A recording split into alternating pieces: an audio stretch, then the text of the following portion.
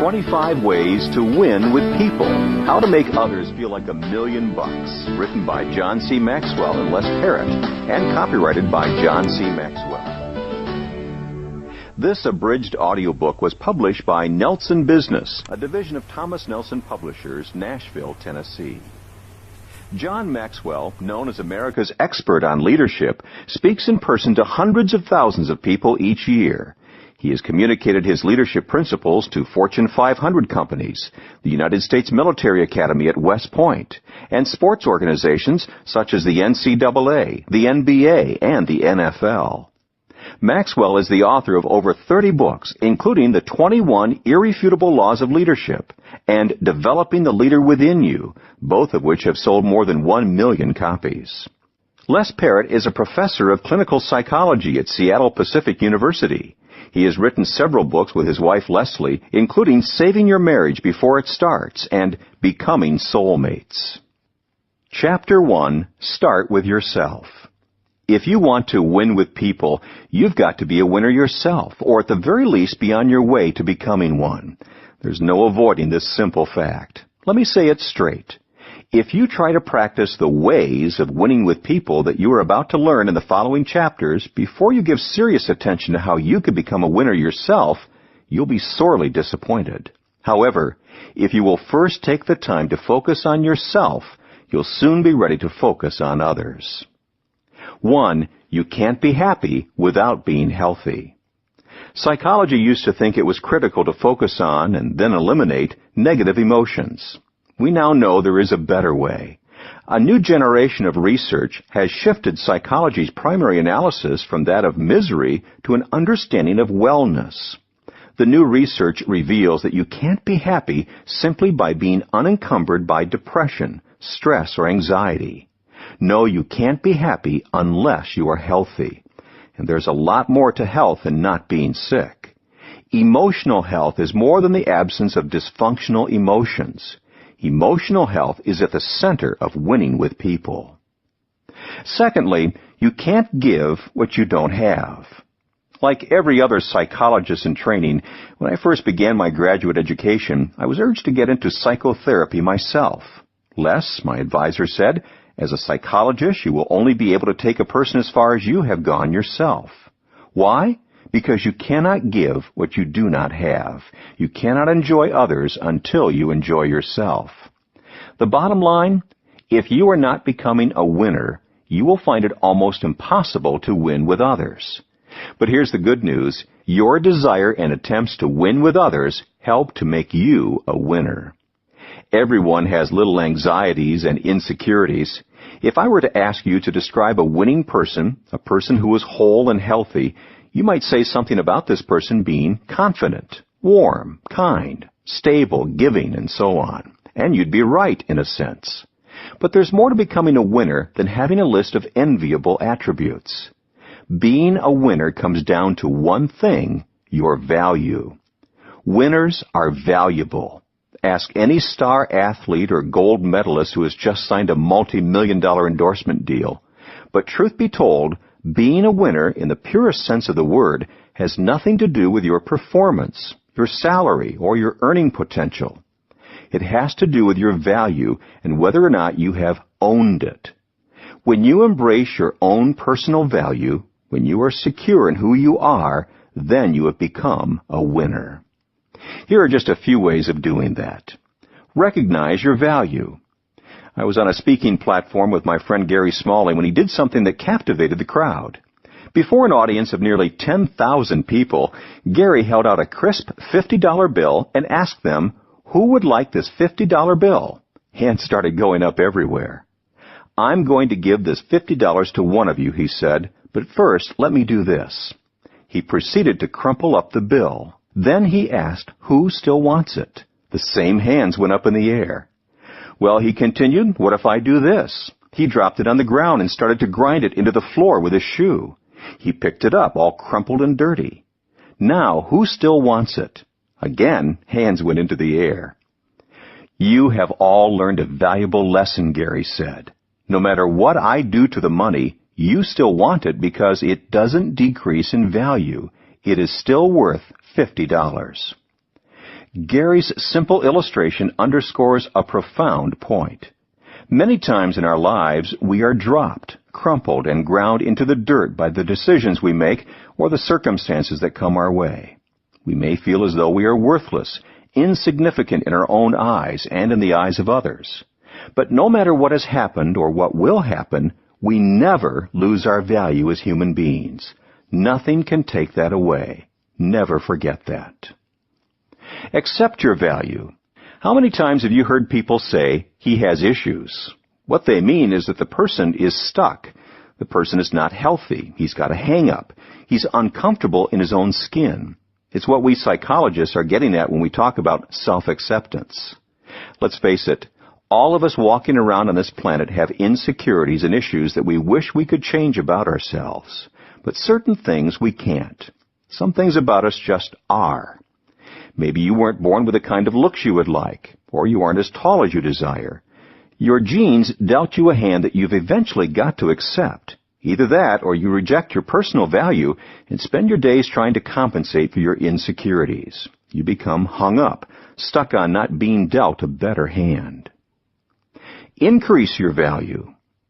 Perhaps you already recognize and accept your value. Maybe you know at the center of your being, deep in your soul, that you are loved by God and are of inestimable value. Congratulations! The next step is to increase your value to others by solving as many of your problems as you can. In other words, you need to maximize who you are by overcoming or fixing those things that are within your power to change. You may struggle with a hair-trigger temper, for example. Maybe you have difficulty setting boundaries or taking responsibility. Maybe you have some bad habits, or perhaps your attitude needs an overhaul. All of us have hurdles we can overcome. 45% of Americans report that they would change a bad habit if they could. The truth is they can change. Each of us can improve ourselves whenever we decide to. Believe in your value. Once you've recognized your value, accepted it, and increased it, you've eventually got to believe it. You've got to believe it with such conviction that you'd be willing to bank on it. Chuck Wepner never learned this lesson. As a boxer, he earned the nickname the Bayonne Bleeder because of the punishment he took even while winning. In the boxing world, he was what's called a catcher, a fighter who often uses his head to block the other guy's punches. Wepner continually pressured his opponent until he either won or got knocked out. He never cared how many shots he had to absorb before landing a knockout blow. Trainer Al Braverman called him the gutsiest fighter I ever met. He was in a league of his own. He didn't care about pain. If he got cut or elbowed, he never looked at me or the referee for help. He was a fighter in the purest sense of the word. When Wepner knocked out Terry Henke in the 11th round in Salt Lake City, boxing promoter Don King offered Wepner a title shot against then-heavyweight champion George Foreman. But when Ali defeated Foreman, Wepner found himself scheduled to fight the greatest, Muhammad Ali. On the morning of the fight, Wepner gave his wife a pink negligee and told her she would soon be sleeping with the heavyweight champion of the world. Ali scored a technical knockout with just 19 seconds remaining in the fight. But there was a moment, one glorious moment in the 9th round, when a ham-like paw to Ali's chest knocked the reigning champion off his feet. Wepner recalled, "When Ali was down, I remember saying to my ringman, Al Braverman, 'Start the car. We're going to the bank. We're millionaires.' And Al said to me, 'You'd better turn around because he's getting up.'" After the fight, Wepner's wife pulled the negligee out of her purse and asked, "Do I go to Ali's room, or does he come to mine?" That story would be nothing more than an odd boxing footnote, except for one thing. A struggling writer was watching the fight, and then it suddenly struck him. "There it is," he said to himself. "So I went home and I started writing, and I wrote for 3 days straight." That's how writer and actor Sylvester Stallone described the birth of the Academy Award-winning movie Rocky to James Lipton on Inside the Actors Studio. The movie studio offered the struggling writer an unprecedented $400,000 for his script, but Stallone refused the money, choosing instead just $20,000 and the right to play the part of Rocky for actor's minimum wage, a paltry $340 a week. The studio also made an offer to Wepner since the movie was based on his life. He could receive a flat fee of $70,000 or 1% of the movie's gross profits. Wanting the guaranteed payday, Wepner took the $70,000, a decision that ultimately cost him $8 million. Today, Chuck Wepner lives in Bayonne and works as a liquor salesman. The same thing happens whenever you sell yourself short. If you don't believe that you have something of great value to offer another person, namely yourself, you'll never truly win with people. Who you are is the greatest asset you'll ever possess. And as long as you recognize this valuable asset, accept it, increase it, and believe it with deep conviction, the ways of winning with people in this book can become a part of your character. And when they come from the heart, they work like a charm. Each of the chapters in this book closes with a piece to help you apply what you've learned. It's designed to help you put the chapter's winning way into action. To apply this lesson from Chapter 1 to your own life, forget about whatever makes you feel insecure. Ask, how can I increase my value to benefit myself for others? Do it. List the things you can improve about yourself, bad habits to break, etc., along with specific steps to take to make the improvements. Remember, your relationships can only be as healthy as you are. Chapter 2, Practice the 30-Second Rule. One of the most valuable lessons in winning with people that I have ever learned from John is the 30-second rule. Within the first 30 seconds of a conversation, say something encouraging to a person. John is a master at it. While I was sitting in a meeting at one of his companies a short time ago, John entered the room and within just a few minutes said something encouraging to each person around the table. David, I heard you hit it out of the park this morning on that conference call. Larry, you're making me look so good with that consultation in Denver, thank you. Les, I'm so glad you made the trip out here to be with us today. I know you're going to add tremendous value to our discussion. Very early on, John had genuinely encouraged each one of us, and it seemed almost effortless. People everywhere need a good word, an uplifting compliment to fire their hopes and dreams.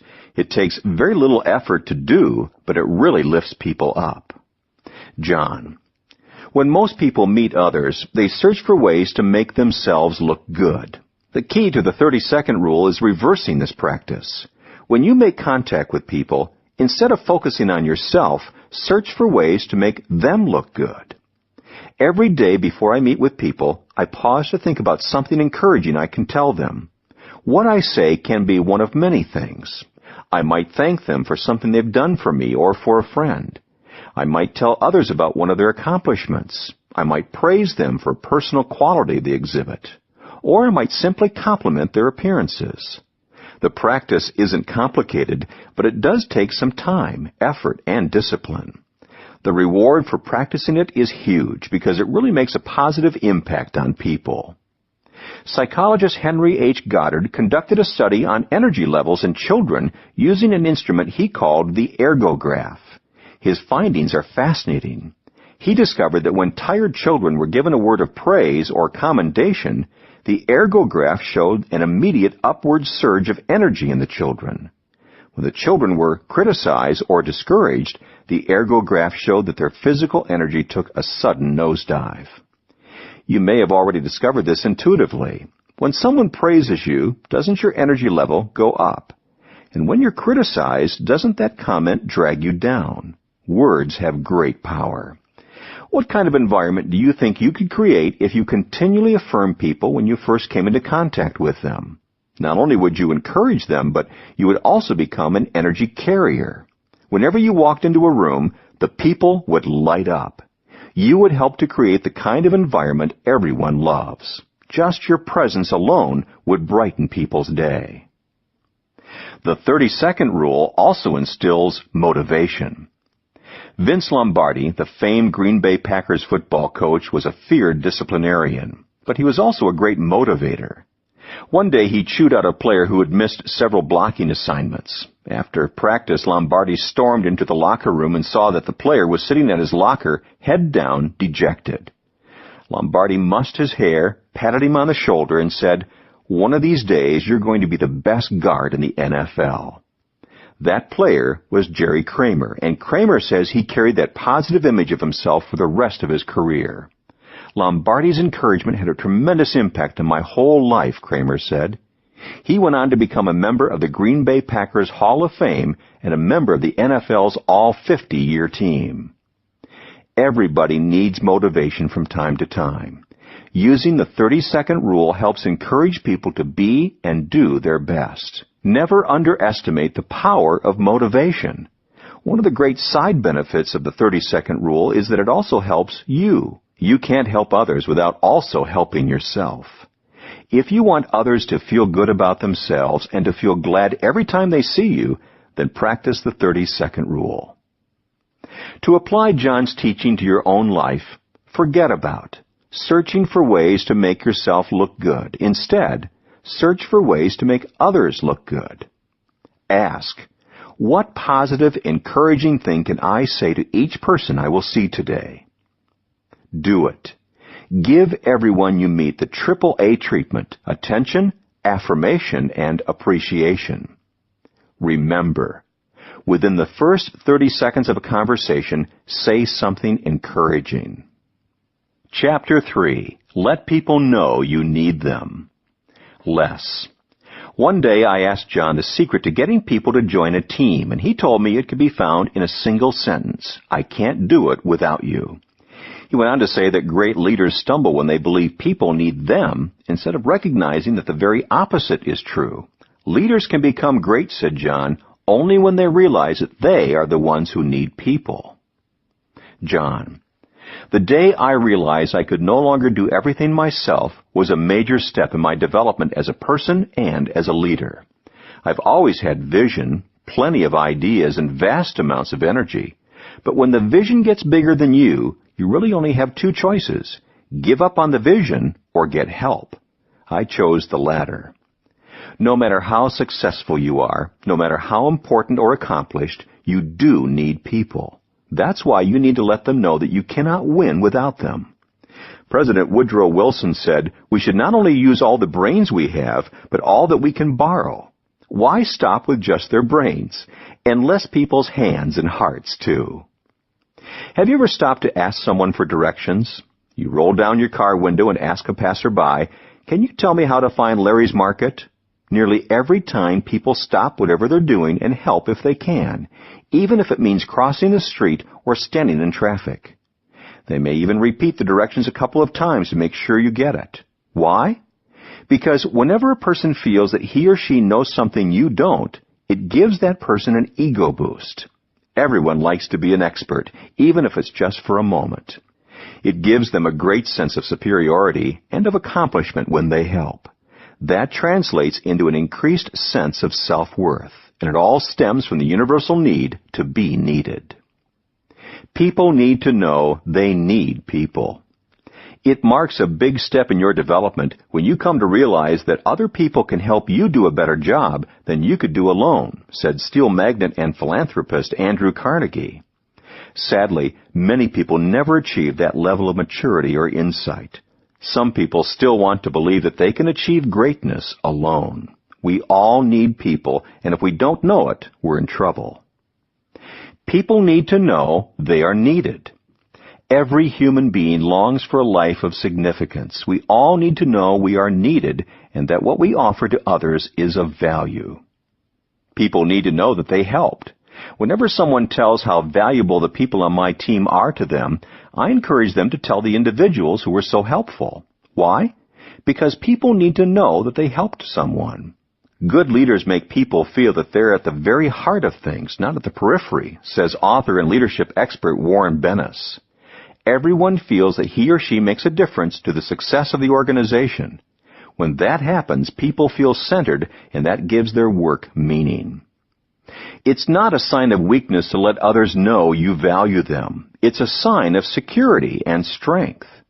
When you're honest about your need for help, specific with others about the value they add, and inclusive of others as you build a team to do something bigger than you are, everybody wins.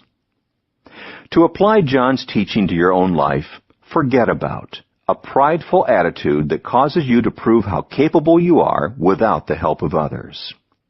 Ask, who specifically can help me do a better job than I can do alone? Who is just waiting to be asked to join in what I am doing? Do it. Sincerely ask others for input or help and attend carefully to what they have to say.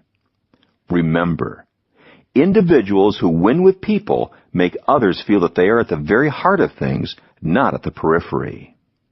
Chapter 4. Create a memory and visit it often. Less. One day when John was scheduled to speak to 3,000 young leaders in Phoenix at an event, as he stepped onto the platform, he realized his host had something different in mind. He didn't want me to speak at all, John explained. The group that was gathered had been reading his books and listening to his tapes through the years and had planned a surprise. Instead of having John speak to them, they wanted to speak to John. So they had him sit on the platform and simply listen as they honored him. One after another, 12 pre-selected leaders from the audience came up to the podium to tell the group about how John's teaching had made an impact on his or her life. It was completely unexpected, John said, and not only did they shower me with kind words, but each speaker presented me with a memento, a tangible remembrance of something they said they had learned from me. I was completely overwhelmed by the experience. One person gave John a beautiful painting with 2 images, one of a child reading one of John's books, and another of the child as a grown man coaching others. Les, John said, tears in his eyes and his voice cracking, I don't know how many times I've reminisced about that day. I keep the mementos around my office to relive it. That experience meant so much to me, and it renewed my desire to create memories for others. John. Few things bond people together like a shared memory. Soldiers who battle together, teammates who win a championship, and work teams that hit their goals and share a connection that never goes away. Married couples who experience rough times can often look back on their earlier experiences together to keep them going. Families bond when they rough it on camping trips or share adventures on vacation and then love recounting their experience years later. Some memories come as the result of circumstance, but many can be proactively created. The richest memories are often those we plan and intentionally create. Here are some hints for creating memories that will help you win with people. 1. Make something happen. Memories don't find us, we find them. Even better, if we are intentional, we can make memories. If you mention the word chariot to friends Dan and Patty Reland or Tim and Pam Elmore, I can tell you exactly what will come to mind. A crisp autumn day in New York City when we did something that still makes us laugh. After lunch at Tavern on the Green, I hired 3 bicycle chariots with pedaling drivers to take each couple on a race through Manhattan to Macy's. It was up to each couple to motivate their driver to win, using whatever financial incentives they wanted. The race was neck and neck the entire way, and we laughed the whole time. We still laugh when we think about it or look at the photos we took that day, but it never would have happened if we hadn't initiated it. 2. Set aside time to make something happen. For years, parents have debated the issue of quality time versus quantity of time, and as a father and grandfather, I have discovered that it takes quantity time to find quality time. If you don't carve out the time, you can't create the memory. Haven't you found that most memories you have are with the people you spend the most time with? I know that's true for me. If you want to make memories with your family, spend more time with them. If you want to create memories with your employees, you won't do it behind the door of your office. You simply can't make memories with people if you don't take time to be with them. 3. Plan for something to happen. Most people don't lead their lives, they accept their lives. They wait for memorable experiences to happen, never giving a thought to planning an experience that will make a memory. One of the most extravagant memories I ever planned was with Margaret, my wife, for our 25th wedding anniversary. We decided to share it with 30 of our closest friends. We chartered a yacht and picked up everyone in San Diego Bay. Once on board, we had a delectable meal and then surprised the group by having Frankie Valens entertain us with some of his trademark songs like 16 Candles. Our friends loved it. But the most memorable highlight of the evening was created when Margaret and I said a few words about each person and why that person held such a special place in our hearts. That night is not only a great memory for Margaret and me, but it is a great memory for the people who attended too. 4. Find a way to make something happen. What do you do when you find yourself at an event where you expect to share a memory, but nothing seems to happen? You get creative. I've been asked over and over to tell the story of the Holiday Bowl I attended in San Diego with friends about 15 years ago. The game was so dull that I ended up buying newspapers for everyone in my section so that we would have something to do. Another guy nearby, not to be outdone, bought 100 bags of peanuts and distributed them to everybody in the section.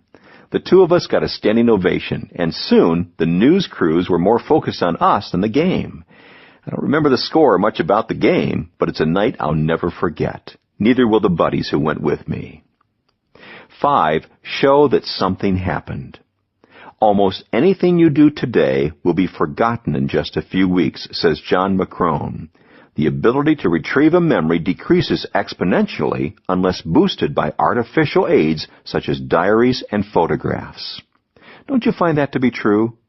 Do you keep pictures or souvenirs in your desk where you can see them? Do you carry photos of people you love in your wallet? Do you have a trophy, plaque, game ball, or other award on a shelf where you and others can see it? We all have things we love, not because they have any material value, but because they remind us of places we've been or things we've done. When you help someone else create a memory, give that person something to remember it by. That's great advice. 6. Relive the memory. Talk about what happened. The most important part of creating a memory is reliving it. It's the payoff. Many times when I travel with others at the end of our trip, I ask them to share a favorite memory. It often leads to rich conversations. Or I write a note to someone soon after to share my own favorite memory. It creates a connection that bonds us together and makes both of us feel great. To apply John's teaching to your own life, forget about trying to have quality time to make a memory if you aren't willing to invest the quantity of time it requires.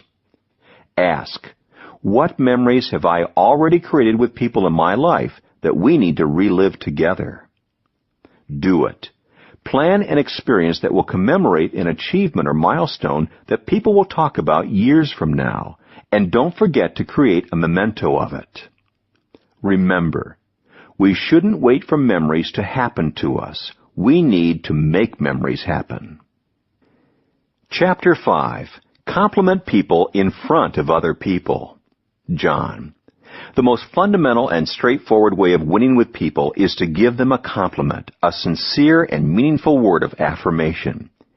If you want to make others feel like $1,000,000, you've got to master this elementary skill. And it's essential that you learn to give your compliments in front of others, as well as one-on-one. Why?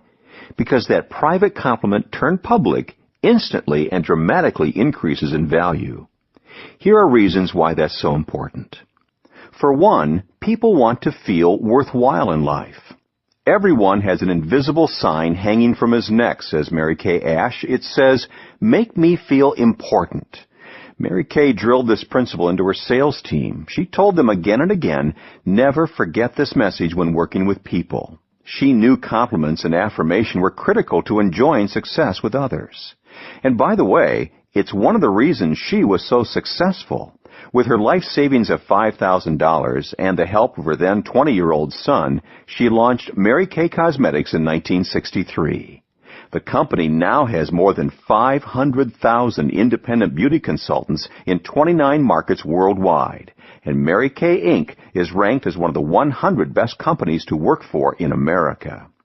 Mary Kay, like every other person who wins with people, knew that people want to feel worthwhile, and when you continually keep this in mind, you can't help but give compliments freely. Secondly, compliments affirm people and make them strong. To affirm is to make firm. An affirmation is a statement of truth you make firm in a person's heart when you utter it. As a result, it cultivates conviction. For example, when you compliment a person's attitude, you reinforce it and make it more consistent. Because you notice it in a positive way, he will be more likely to demonstrate that same attitude again. Likewise, when you affirm people's dreams, you help their dreams become more real than their doubts. Like the repetition of a weightlifting regimen, routine compliments build up people's qualities and strengthen their personalities. And thirdly, compliments in front of others are the most effective ones you can give. As commander of a $1 billion warship and a crew of 310, Mike Abrashoff used grassroots leadership to increase retention rates from 28% to 100%, reduce operating expenditures, and improve readiness. How did he do it? Among other things, he placed supreme importance on public compliments. The commanding officer of a ship is authorized to hand out 15 medals a year, he wrote.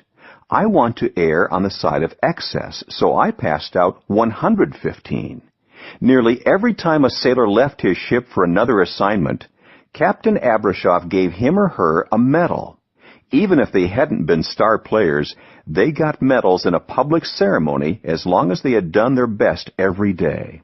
I delivered a short speech describing how much we cherished the recipient's friendship, camaraderie, and hard work. Sometimes the departing sailor's shipmates told funny stories, recalling his or her foibles, trials, and triumphs. But the bottom line was that Abrashoff wanted to make them feel good by complimenting them in front of others. There is absolutely no downside to this symbolic gesture, said Abrashoff, provided it is done sincerely without hype. Captain D. Michael Abrashoff knew how to make his sailors feel like $1 million. You can do the same thing for the people around you. Whenever you have the opportunity to publicly praise another person, don't let it slip by. Of course, you can create these opportunities as Captain Abrashoff did, but you can also find countless opportunities if you just look for them. To apply John's teaching to your own life, forget about giving compliments only in private. Instead, give public praise whenever you can. Ask, who can I spotlight in front of others? Do it. Compliment someone around you in front of other people today. Remember, when you give someone a public compliment, you give him or her wings like an eagle. Chapter 6, Give Others a Reputation to Uphold. Less. Winston Churchill is one of John's leadership heroes. He told me once of how the Prime Minister helped to uplift millions of his countrymen in the wake of Britain's June 1940 defeat at the Battle of Dunkirk. John quoted part of the speech Churchill used to address the House of Commons upon that occasion. We shall not flag or fail. We shall fight in France. We shall fight in the seas and oceans. We shall fight with growing confidence and growing strength in the air. We shall defend our island, whatever the cost may be. We shall fight on the beaches. We shall fight on the landing grounds. We shall fight in the fields and in the streets. We shall fight in the hills. We shall never surrender. John explained, Churchill did a lot of remarkable things during the war, but one of the greatest was his continual ability to give the English people a reputation to uphold. He inspired them, he motivated them, he challenged them, and in response, they rose to the occasion. They loved him for it. John has tried to embody this quality. He says that as he interacts with others, he constantly asks himself, what is special, unique, and wonderful about this individual? Then he shares it with others. I've seen John do this time after time. John thinks the best of people and speaks about the fine qualities he sees in them. John. One of the best ways to inspire others and make them feel good about themselves is to show them who they could be. Years ago, a manager for the New York Yankees wanted rookie players to know what a privilege it was to play for the team. He used to tell them, boys, it's an honor just to put on the New York pinstripes. So when you put them on, play like world champions. Play like Yankees. Play proud. When you give someone a reputation to uphold, you give him something good to shoot for. It's putting something that was beyond his reach within his grasp. By speaking to their potential, you help people around you to play proud, as the Yankees do. Why is that important? Because people will go farther than they thought they could go when someone they respect tells them they can. If you desire to give others a reputation to uphold, here are suggestions on how to get started. First, have a high opinion of people. The opinions you have of people in your life affect them profoundly. Dr. J. Sterling Livingston, formerly of the Harvard Business School and founder of the Sterling Institute management consulting firm, observed, "People perform consistently as they perceive you expect them to perform." A reputation is something that many people spend their entire lives trying to live down or live up to. So why not help others up instead of pushing them down? All people possess both value and potential. You can find those things if you try. Second, back up your high opinions of others with action. When you back up your beliefs in people with action, their self-doubt begins to evaporate. It's one thing to tell your teenager that you believe he's a good driver. It's another to let him have the keys to your car for the evening. Likewise, if you want a new manager to rise to the high opinion you've expressed about her, then give her significant responsibility. Nothing gives people confidence like seeing someone they respect put his money where his mouth is. Not only does it empower them emotionally, but it also resources their drive towards success. Third, look past their pasts and give them reputations for their futures. Old negative names, labels, or nicknames can block a person's growth and progress. Perhaps that's why the rites of passage in many cultures include giving a new title or name to the person being honored. A new name gives someone a hope for a new future. A fun example of this can be found in the movie and play The Man of La Mancha, based on Cervantes' classic work Don Quixote. The protagonist, Don Alonso, pursues a life of chivalry and seeks to become a knight-errant long after that age of history has passed. He sees giants where others see windmills and quests where others see rabbit trails. Comically, he rescues a common prostitute named Aldonza, whom he sees as a beautiful lady. He calls her Dulcinea and makes her the object of his knightly exploits. At first, she resents him. She thinks he is mocking her because she hates herself and her life. But with time, his vision of her replaces her own and gives her hope. And as the old man lies on his deathbed, she thanks him for seeing in her what she could not see in herself. Of course, the most dramatic examples of someone overlooking the pasts of others and giving them reputations for their future can be found in the Bible. In the book of Genesis, God changes the life of Abram, an old man with no offspring, when he renames him Abraham, which means father of many. Abraham did indeed go on to become a father in his old age. And God takes Jacob, a trickster who cheats his brother, lies to his father, and constantly schemes to get ahead, and he renames him Israel, his future becoming the inception of the nation Israel. And 4, give people a new name or nickname that speaks to their potential. Harry Hopman, one of the finest tennis captains and coaches in Australia's history and a member of the International Tennis Hall of Fame, at one time built the Australian team to the point that it dominated the tennis world. How did he do it? By emphasizing what he called coaching by affirmation. For example, he had a slow player whom he nicknamed Rocket. Another player who was not known for his strength or constitution he called Muscles. And it certainly gave them a boost. Rocket Rod Laver and Ken Muscles Rosewall became champions in the tennis world. Everyone enjoys the encouragement that comes from someone seeing and speaking to their potential. To apply John's teaching to your own life, forget about a person's failures in the past and focus on his or her potential in the future. Ask, what is special, unique, and wonderful about this person? How can I show it to others? Do it. Back up your high opinion of a person with action that reinforces that opinion. Remember, many people go farther than they thought they could go because someone else believed they could and told them so. Chapter 7, Say the Right Words at the Right Time. Less.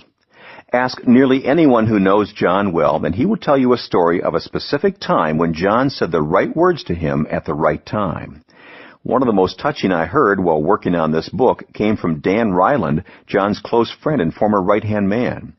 John has done this so often in my life, explained Dan, but the time that stands out above all the others is when my mother died. Her death was sudden and unexpected.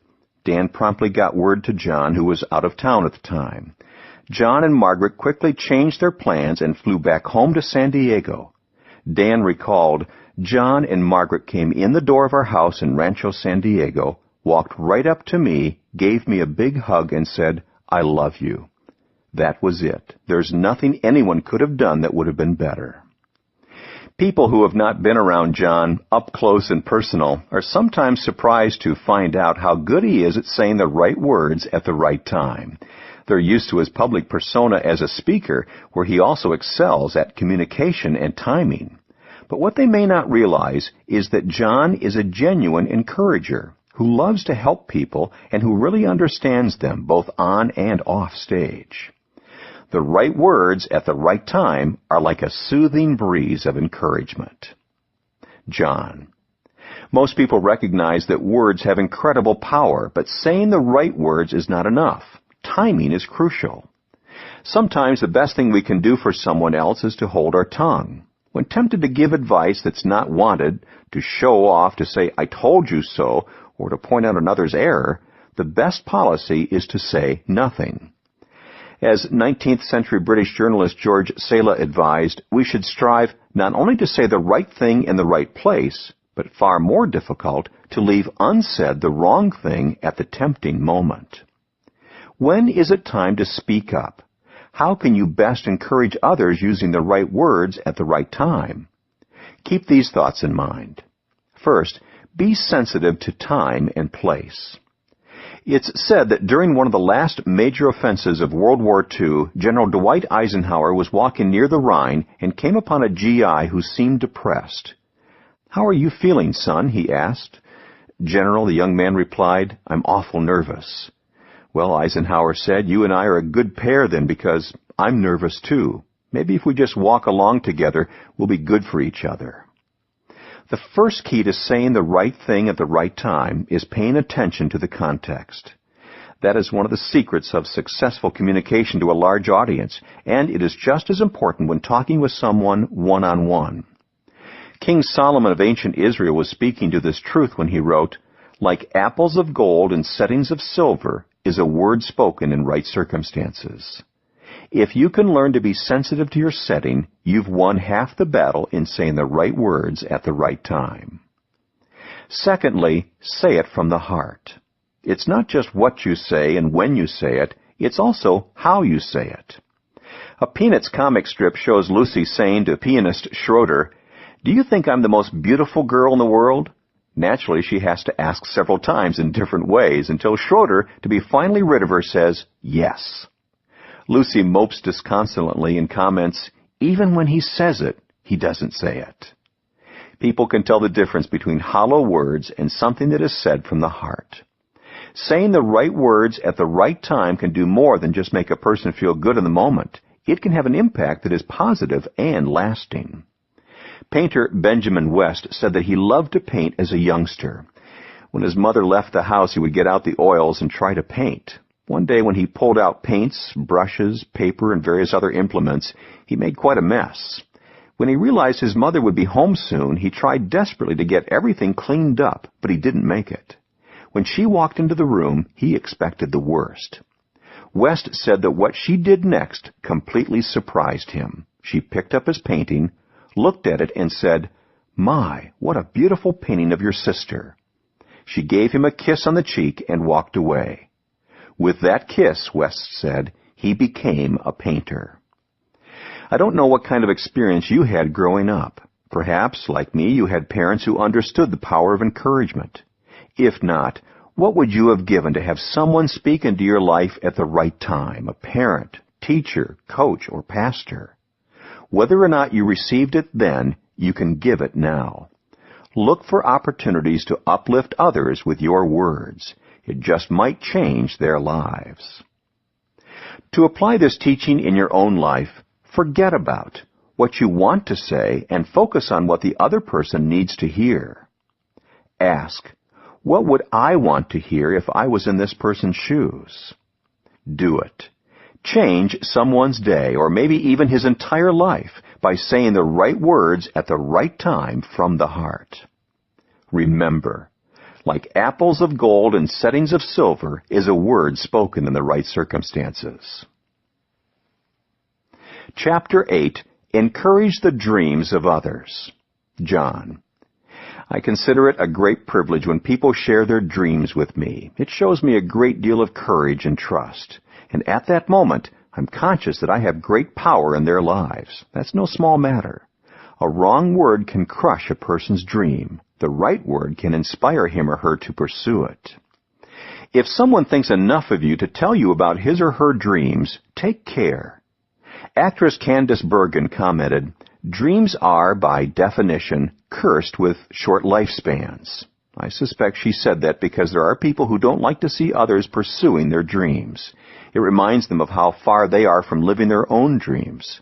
As a result, they try to knock down anyone who is shooting for the stars.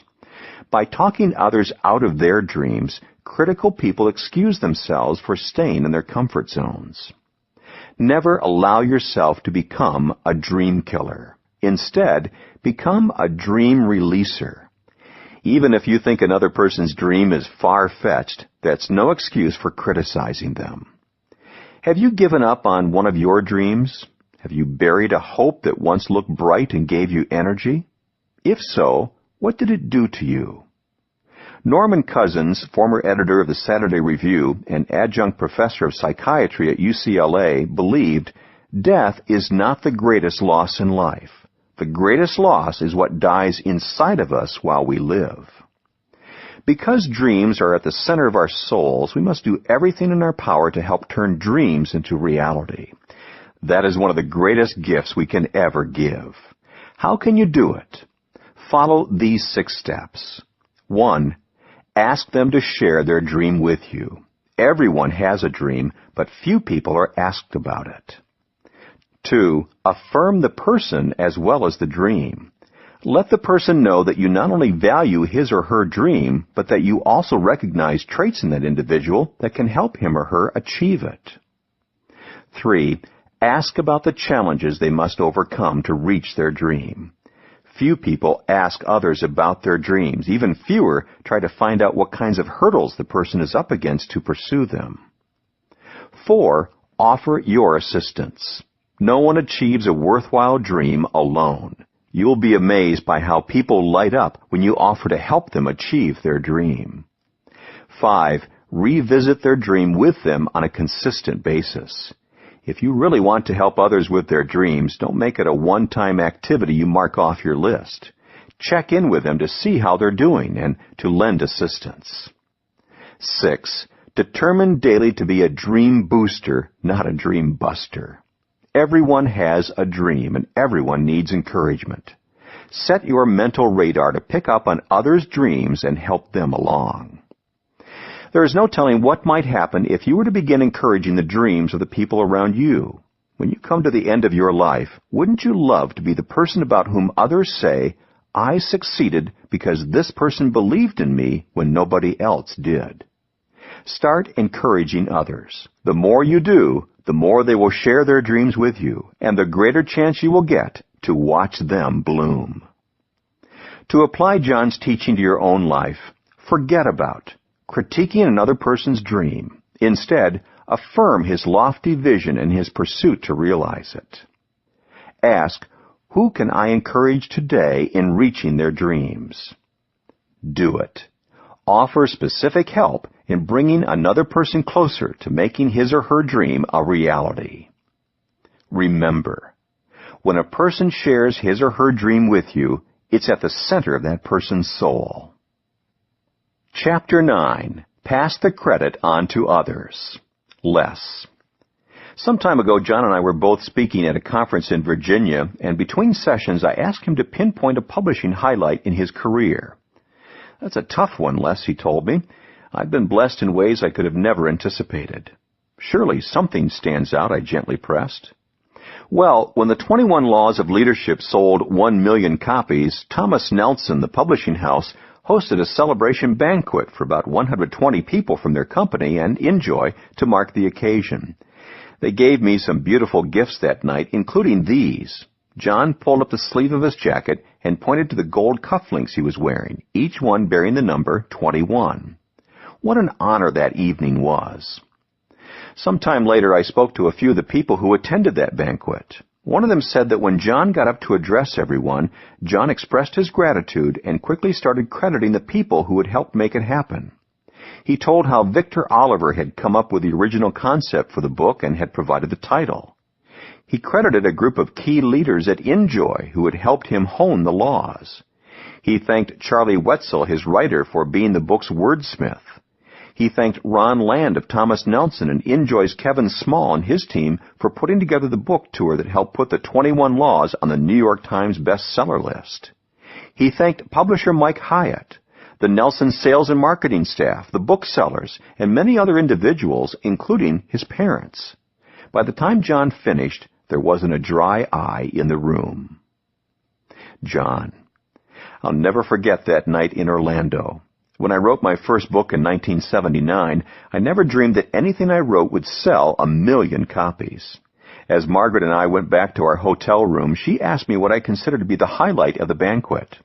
Without hesitation, I replied that it was passing on the credit to the people who had helped me so much. Rarely do we get an opportunity to say thank you enough to the people who help us, especially in such a public setting. I really wanted to make the most of it. Not only does it make me feel good to share my success I might have, but it uplifts others and makes them feel like $1 million. Passing the credit on to others is one of the easiest ways to win with people. If you'd like to practice it, here are a few suggestions to get you started. 1.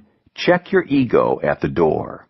The number one reason people don't pass along credit to others is that they think it will somehow take away from them. Many people are so insecure that they constantly feed their egos to compensate for it. But you simply cannot practice this method of winning with people if you can't set your ego aside. Have you ever heard the saying, an egotist is not a person who thinks too much of himself, it's someone who thinks too little of other people. If you want to give others credit, put your focus on others. What do they need? How will giving them credit make them feel? How will it enhance their performance? How will it motivate them to reach their potential? If you highlight their contributions, it makes them and you look good. Second, don't wait. Pass the credit ASAP. I love what H. Ross Perot once said about passing on credit. Reward employees while the sweat's still on their brow. Isn't it true that one of the very best times to give credit to others is when the amount of work and sacrifice something took is still fresh in their minds? Why wait? You may have heard management expert Ken Blanchard's teaching that you should catch people while they're doing something good. What a great idea. The sooner you give credit to someone else, the bigger the payoff. In 2003, when I interviewed UCLA basketball coach John Wooden, he told me how he would often teach his players who scored to give a smile, wink, or nod to the player who gave them a good pass. What if he's not looking? Asked a team member.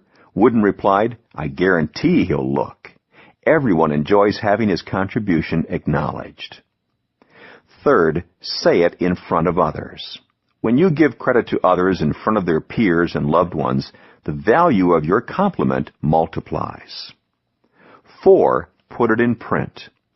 When you give people credit verbally, you uplift them for a moment. When you take the time to put it in writing, you have the potential to uplift them for a lifetime.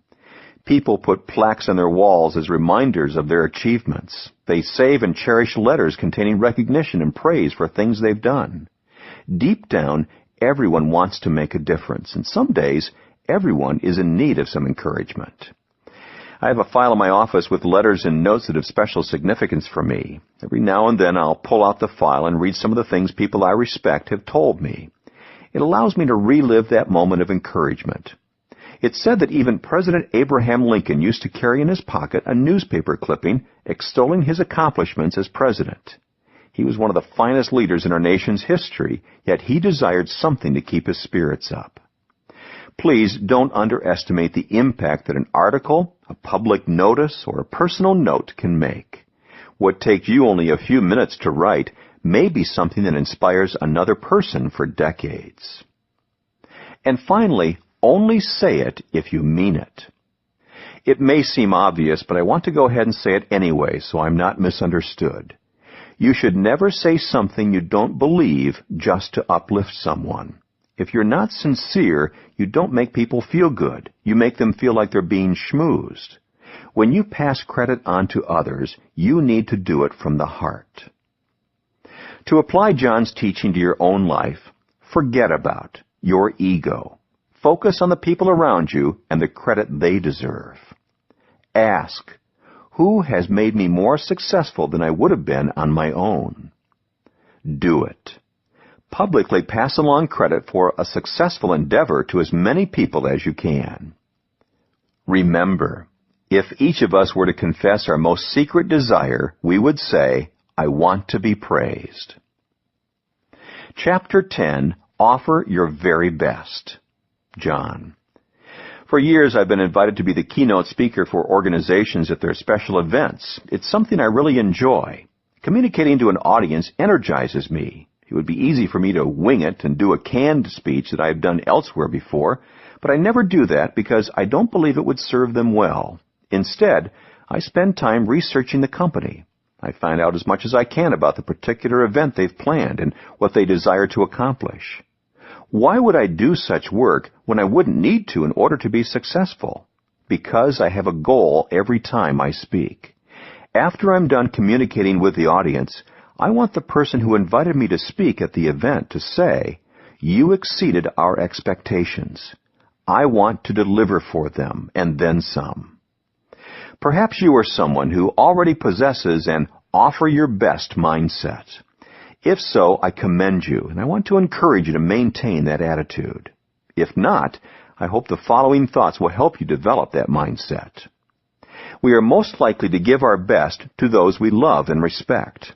I think back to my days in school, and I remember loving some teachers and having others who left me cold.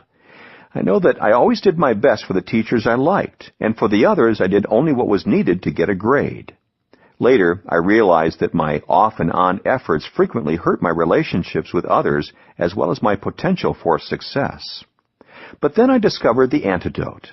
If I saw everyone as important, not just the people I liked the most, I would always offer my best. That change in attitude prompted a change in my actions. Most moments in life become special only if we treat them that way. The average day is average only because we don't make it something more. The most excellent way to elevate an experience is to give it our best. That makes it special. An average conversation becomes something better when you listen with great interest. A common relationship transforms when you give it uncommon effort. An unremarkable event becomes something special when you spice it up with creativity. You can make anything more important by giving your best to it. More than 30 years ago, I memorized a quote that has shaped the way I live. My potential is God's gift to me. What I do with my potential is my gift to Him. I believe I am accountable to God, others, and myself for every gift, talent, resource, and opportunity I have in life. If I give less than my best, then I am shirking my responsibility. I believe UCLA coach John Wooden was speaking to this idea when he said, "Make every day your masterpiece. If we give our best all the time, we can make our lives into something special, and that will overflow into the lives of others." There's a story I love about President Dwight Eisenhower. He once told the National Press Club that he regretted not having a better political background so that he would be a better orator. He said his lack of skill in that area reminded him of his boyhood days in Kansas when an old farmer had a cow for sale. The buyer asked the farmer about the cow's pedigree, butterfat production, and monthly production of milk. The farmer said, "I don't know what a pedigree is, and I don't have any idea about butterfat production, but she's a good cow, and she'll give you all the milk she has." That's all any of us can do. Give all that we have. That's always enough. To apply John's teaching to your own life, forget about doing the minimum required to get by and focus instead on your maximum effort. Ask, what can I do for someone who could never repay me? Do it. Voluntarily give beyond what is required. Remember, everyone appreciates a person who gives his very best. Chapter 11. Share a secret with someone. John. A Sicilian proverb says, "Only the spoon knows what is stirring in the pot." When you allow another person to know what is stirring within you, giving them a taste of a plan or idea, you instantly make a meaningful connection with them. Who doesn't want to know what's going on in the mind of someone they care about? You can make sharing a secret part of your everyday life using everyday things. The first time you share something with others, aren't you sharing something that has been secret up to that moment? Why not let the person to whom you're talking know that you're revealing it for the first time? That makes him feel special. Sharing a secret with someone is really a matter of two things: reading the context of a situation and desiring to build up the other person. If you do those two things, you can learn this skill. As you try it out, keep these three things in mind. 1. Sharing a secret means giving valuable information.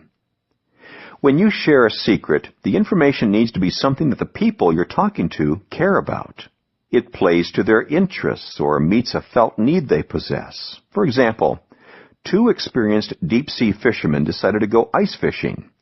They each chopped holes in the ice, put worms on their hooks, dropped their lines into the water, and waited. After 3 hours, they had caught nothing. As they sat, they watched a boy come along and cut a hole in the ice midway between them.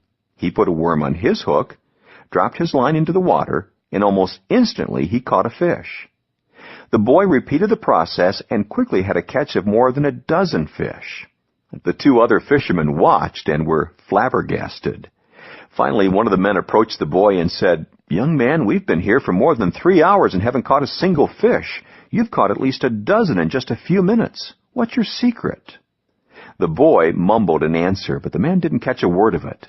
Then he noticed a large bulge in the boy's left cheek. "Please, could you take the bubble gum out of your mouth so I can understand what you're saying?" the man said. The boy cupped his hands, spat it out, and said, "It's not bubble gum, it's my secret. You've got to keep the worms warm." 2. Sharing a secret makes people feel special.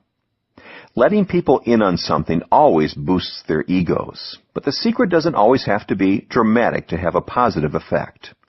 For example, when I play golf, I usually carry a laminated card with me that contains tips given to me by golf pro Scott Simoniak.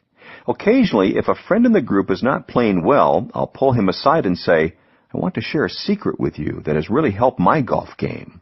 Then I'll pull out the card and show him the 6 basic things a golfer must know and do. And I'll let him know that it's my personal golf plan and that I don't share it with everybody.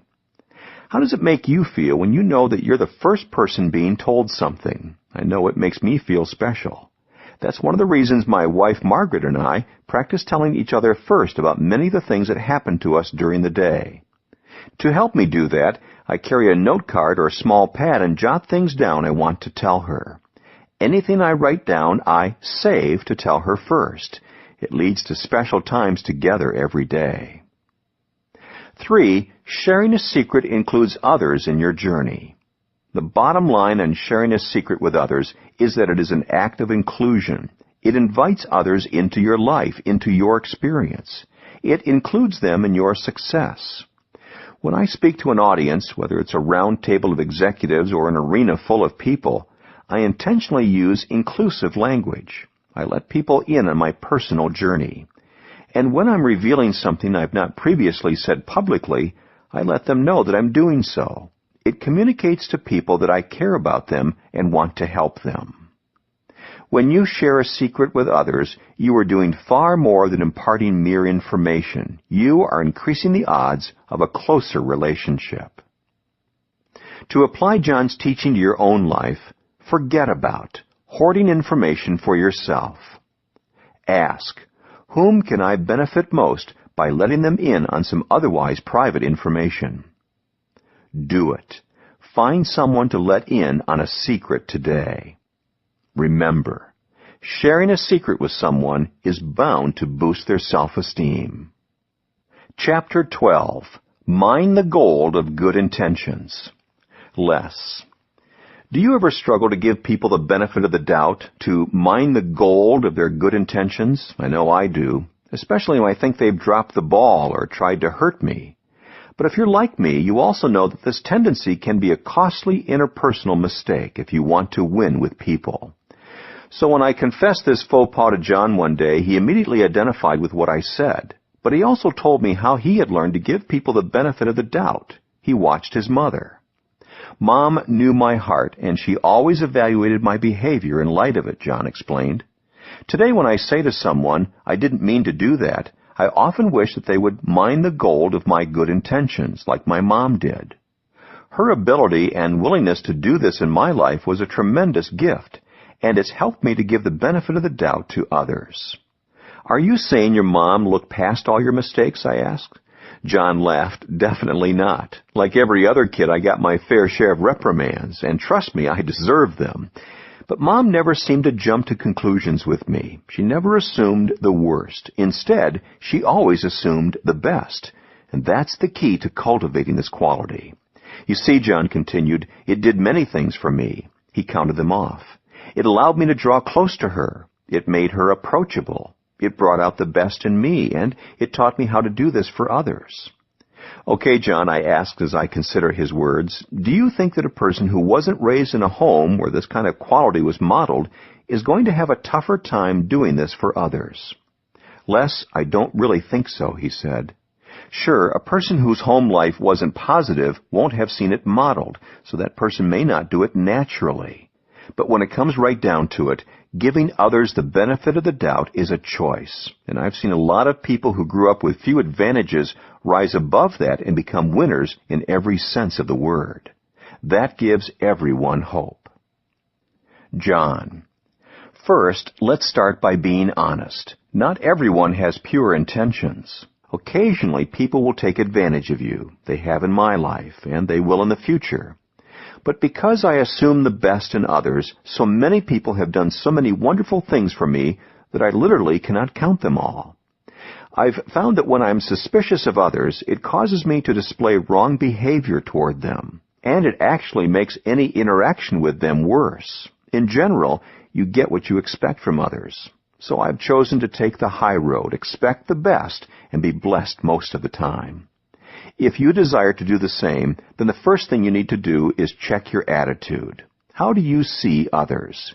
Do you believe that deep down every person desires to be good, to do his best? That matters because if you don't believe the best in others, you will never believe that their intentions are good. And if you don't believe in their intentions, I imagine you will not exert the effort to mine the gold that is in them. Second, you need to see things from their perspective. The issue of perspective really has to do with maturity. Without maturity, we lack perspective. The less mature one is, the more difficult it is to see things from another's point of view. Think about the biblical story of the woman caught in adultery, where Jesus challenged the people without sin to cast the first stone. The oldest people in the crowd were the first to drop their stones and walk away. Why? Their maturity gave them better perspective. Third, give people the benefit of the doubt. When you were a child, perhaps you were taught the golden rule, do unto others as you would have them do unto you. I've often found that when my intentions were right but my action turned out wrong, I wanted others to see me in light of the golden rule. In other words, I wanted others to give me the benefit of the doubt. Why shouldn't I try to extend the same courtesy to others? What great relationships we would have if everybody was appreciated for what they intended to do in spite of what they may have done.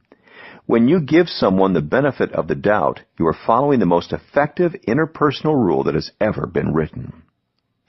We all have good days and bad days. I don't know about you, but I'd like to be remembered for my good ones, and I can only ask to be forgiven for my bad ones.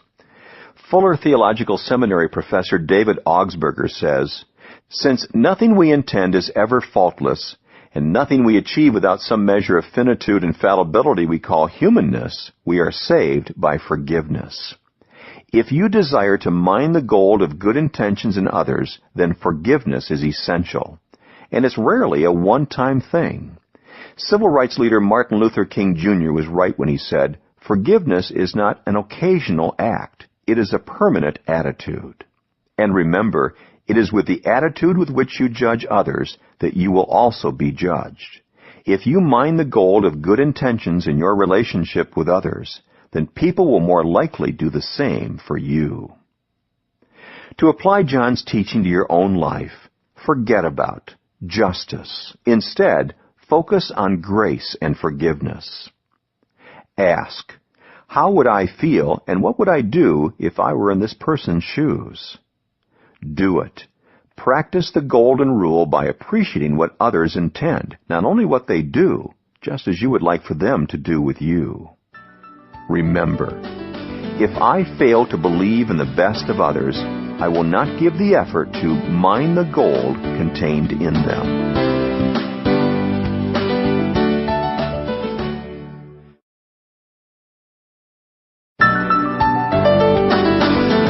Chapter 13, Keep Your Eyes Off the Mirror. John. The entire population of the world, with one minor exception, is composed of other people. If you've never thought of life in those terms, then it's time to give it a try. If individuals think they are the center of the universe, not only are they in for a big disappointment when they discover it's not true, but they'll also alienate themselves from everyone around them.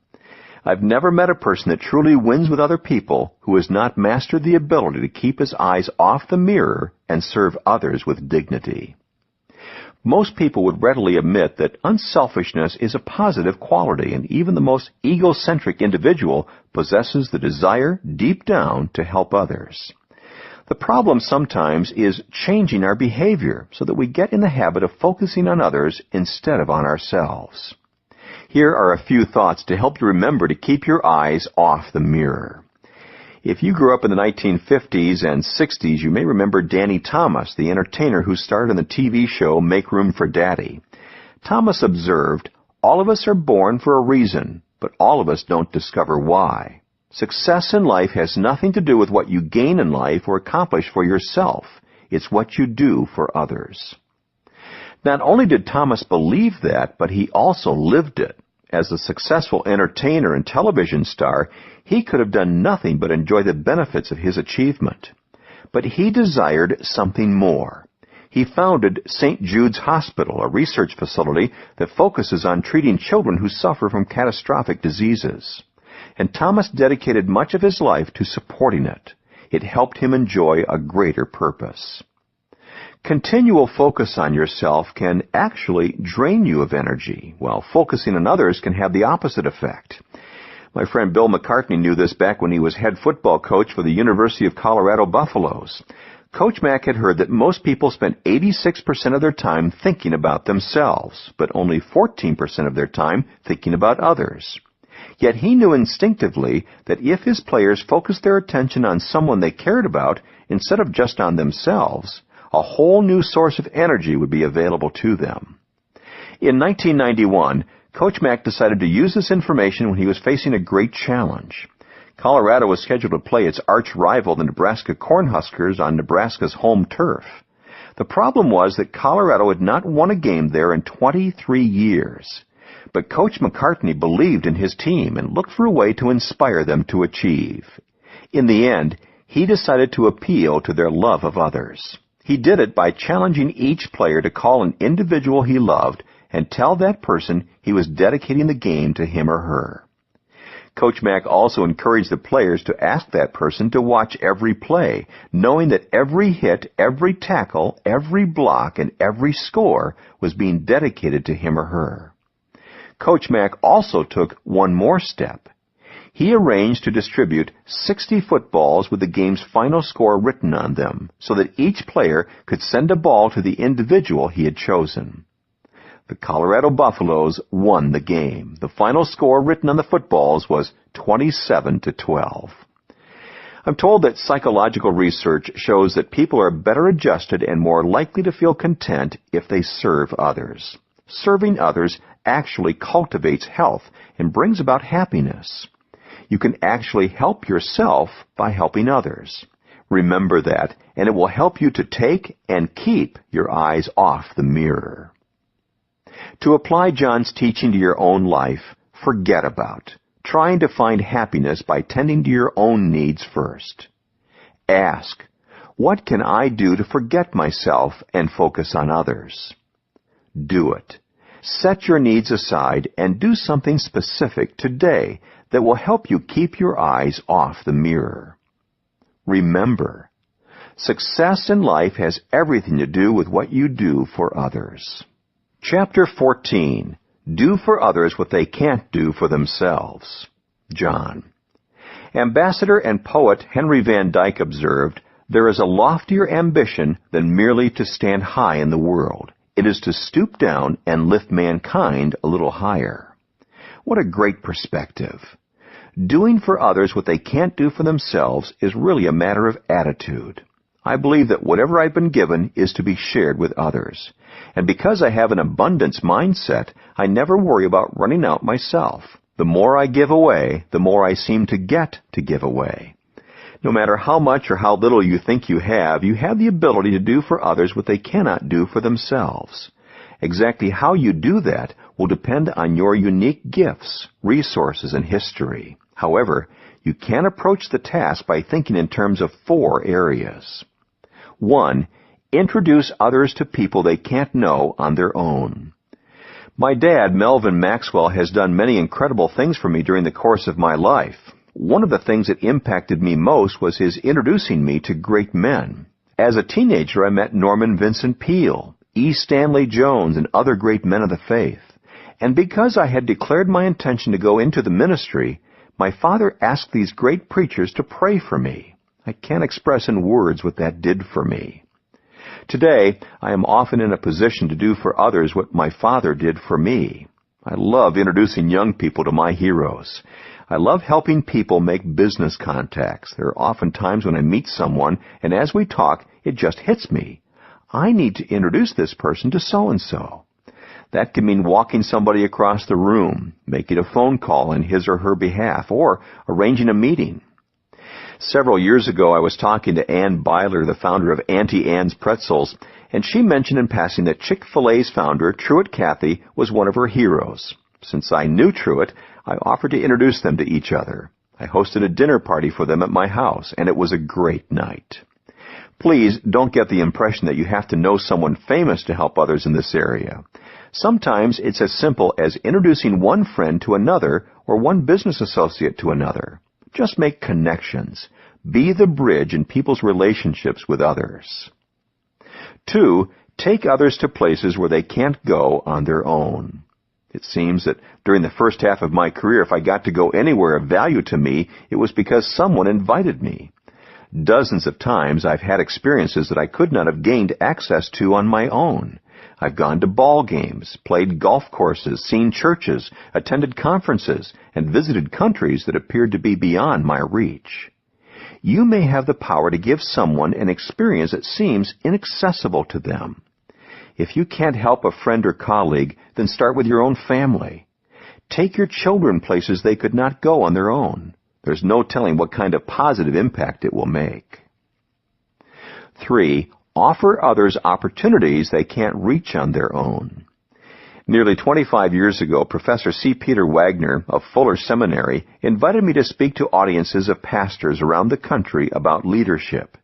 He put me on a national stage for the first time and gave me credibility that I didn't possess on my own. Few things are of greater value to a prepared person than an opportunity. Why? Because opportunities increase our potential. An opportunity seized is often a source of success. Help people win by giving them opportunities, and you will win with them. 4. Share ideas with others that they don't possess on their own. What is an idea worth? Every product begins with an idea. Every service begins with an idea. Every business, every book, every new invention begins with an idea. Ideas are what makes the world move forward. So when you give people an idea, you give them a great gift.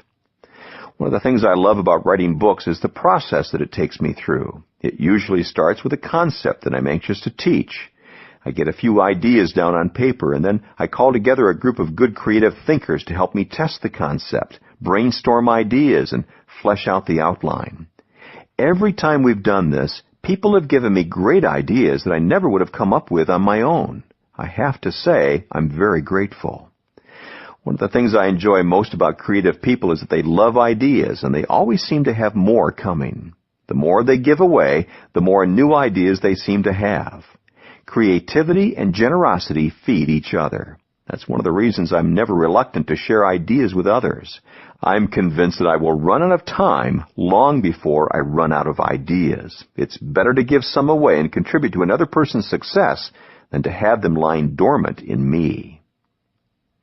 To apply John's teaching to your life, forget about focusing on what you can get from others and focus instead on what you can do for others. Ask, what opportunity, idea, or experience could I provide that someone might never have been able to have without my help? Do it. Consider specific things you might be able to do for others by making a list of your unique skills, resources, and connections. Remember, we all need others to do for us what we cannot do for ourselves. Chapter 15, Listen with Your Heart. Less. As a psychologist, I've been trained to listen for people's feelings, not just their ideas. And I've observed that many leaders, especially strong ones with type A personalities, are not particularly good at listening. When they do listen, their attitude is usually, never mind the delivery story, just show me the baby. I would consider John to be a pretty strong person. He can be a take charge, take no prisoners kind of leader. But he is also an effective listener, and he's particularly adept at sensing how people feel. Since that characteristic is unusual for most people like him, I asked him how he became such a good listener. Failure was his answer. Repeated failure. I started out as a terrible listener. Early in my career, I thought I knew it all. The only reason I let people talk was that I knew my turn to talk was coming. In my marriage, I was a little bit better, John continued. I very much wanted to listen to Margaret because of my love for her. However, that didn't stop me from being Mr. Answer Man. I used to win arguments but run over her emotionally. Finally, understanding how I was hurting her feelings caused me to stop what I was doing and learn how to listen, not just to the words, but to the feelings behind her words. I learned to listen with my heart. So how did you make the transfer from home to your career, I asked. I saw the value in it from the way Margaret's and my relationship changed. But I also came to realize that it was good leadership, too. For a couple of years, whenever I was in a meeting, I wrote a large L at the top of my legal pad to remind myself to listen. In time, it became a skill I mastered. If you are already a good listener, you are ahead of the game. All you have to do is listen between the lines for cues that will tell you how others feel. If you're more like John, it may take you some time to learn the skill of listening with your heart. John, if you are a poor listener, as I was, then do the following to transform yourself into someone who listens with the heart. First, focus on the person. Many people put their focus on the ideas being communicated, and they almost seem to forget about the person. You can't do that and listen with the heart. I am naturally very impatient, so I continually have to fight against the tendency to put my agenda first. I think that is often the case with poor listeners. If that is true for you, slow down and put the person first. Focus on the individual, not just the ideas being expressed. Secondly, unclog your ears. Even after you've begun to focus on the person with whom you are conversing, you may still experience many potential barriers to effective listening. Here are a few of them. Distractions. Phone calls, TV, pagers, and things of that sort can make good listening nearly impossible. Defensiveness. If you view complaints or criticism as a personal attack, you can become defensive. Once you begin to protect yourself, you will care little about what others think or how they feel. Close-mindedness. When you think you have all the answers, you close your mind. And when you close your mind, you close your ears. Projection. Automatically attributing your own thoughts and feelings to others prevents you from perceiving how they feel. Assumptions. When you jump to conclusions, you take away your own incentive to listen. Pride. Thinking we have little to learn from others is perhaps the most deadly of distractions to listening. Being full of yourself leaves little room for input from others. Obviously, your goal is to remove these barriers to good communication. Whenever possible, put yourself in a good physical environment for listening, away from noise and distractions. And also, put yourself in a good mental environment for listening. Set aside your defenses and preconceived notions so that you are open to communication. Thirdly, listen aggressively. There is a difference between listening passively and listening aggressively. To listen with your heart, your listening has to be active. In his book, It's Your Ship, Captain Michael Abrashoff explains that people are more likely to speak aggressively than to listen aggressively. When he decided to become an intentional listener, it made a huge difference in him and his crew. He wrote, "It didn't take me long to realize that my young crew was smart, talented, and full of good ideas that frequently came to nothing because no one in charge had ever listened to them." Like most organizations, the Navy seemed to put managers in a transmitting mode, which minimized their receptivity. They were conditioned to promulgate orders from above, not to welcome suggestions from below. I decided that my job was to listen aggressively and to pick up every good idea the crew had for improving the ship's operation. Some traditionalists might consider this heresy, but it's actually just common sense. After all, the people who do the nuts and bolts work on a ship constantly see things that officers don't. It seemed to me only prudent for the captain to work hard at seeing the ship through the crew's eyes. Something happened in me as a result of those interviews. I came to respect my crew enormously. No longer were they nameless bodies at which I barked orders. I realized that they had hopes, dreams, loved ones, and they wanted to believe that what they were doing was important, and they wanted to be treated with respect. As Abrashoff's attitude changed, his crew transformed, his ship turned around, and the results were astounding. 4. Listen to understand. The fundamental cause of nearly all communication problems is that people don't listen to understand. They listen to reply. If you want to meet others' needs and make them feel like $1,000,000, then you need to listen. One of the ironies of becoming a good listener is that listening to others and making them feel understood also has a side benefit. The moment people see that they are being understood, they become more motivated to understand your point of view.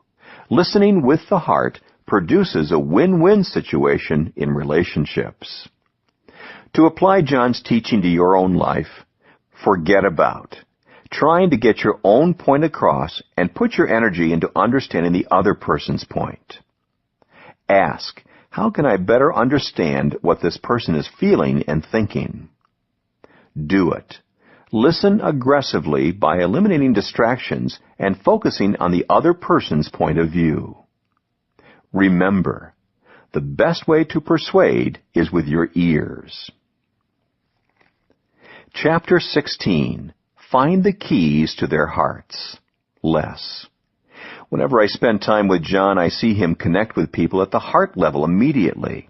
For example, the other day while I was with him, John met with Kirk Nowry, the president of one of John's companies, ISS. Many times when a leader meets with someone who works for him, he or she immediately gets down to business. But the first thing John did was to talk to Kirk about his family. He wanted to know how his wife was doing. He asked about their grown children. John seemed to know all about Kirk's family, and once they had caught up, then they talked business. John does this intuitively with everyone he knows. He asks about many people's spouses and children by name.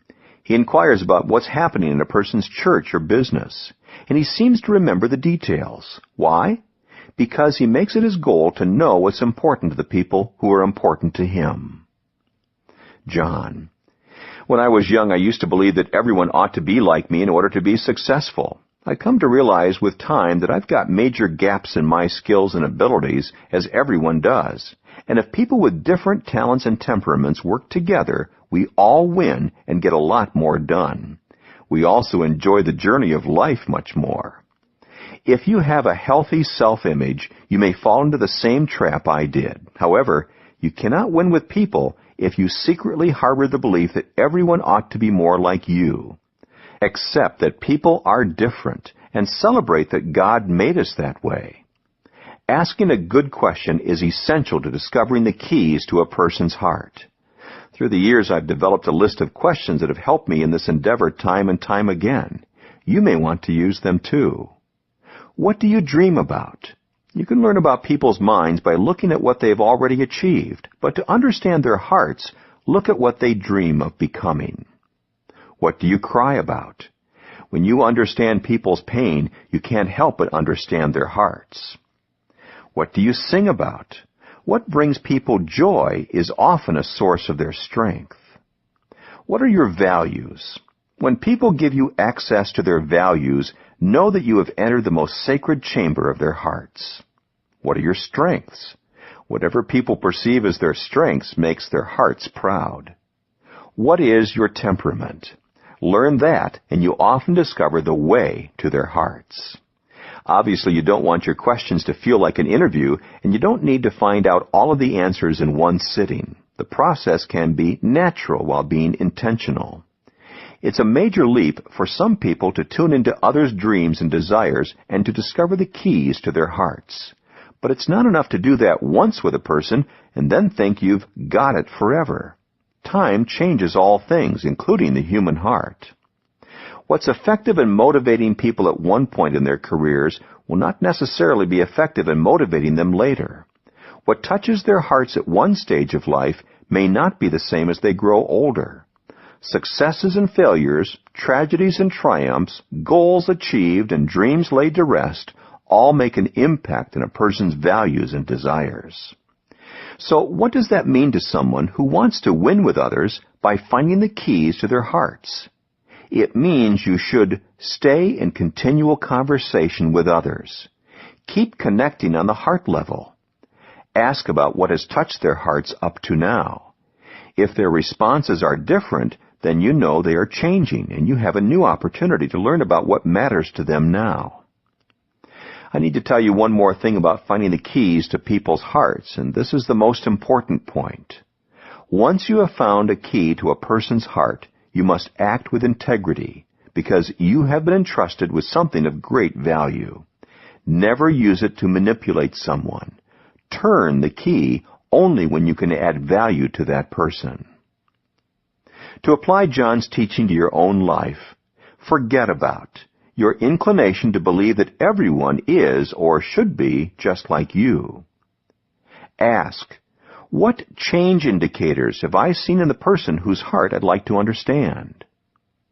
Do it. Purposefully try to discover the keys to the hearts of your own inner circle. Remember, leaders who succeed are those who understand the hearts of their team.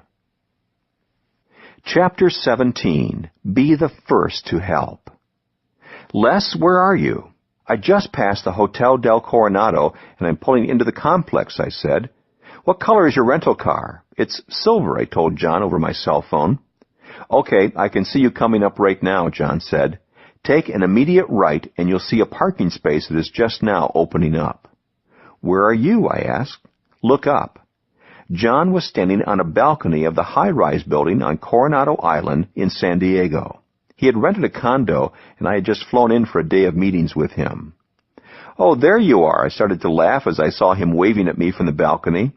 Only John would think of actually scouting out parking spaces from a bird's-eye view so that he could make it easier for me to find a space. I've long known that offering help to others is a key to winning with people. It's one of the first lessons you'll pick up in any social psychology class. But John puts a new twist on it. He goes out of his way to be helpful, and when someone's in need, he's often the first on the scene. Sometimes it's the little things with John, said employee Ken Coleman. When I'm traveling with him, I've often seen John help someone struggling to get his or her suitcases into the airplane compartment, while most other passengers are oblivious and trying to maneuver around the person. John makes a conscious effort to help in the moment. It seems to be an almost reflexive action with him. John: I like helping people. I think it's one of the reasons God put us here on earth. But helping others does more than benefit others. It also helps you win with them.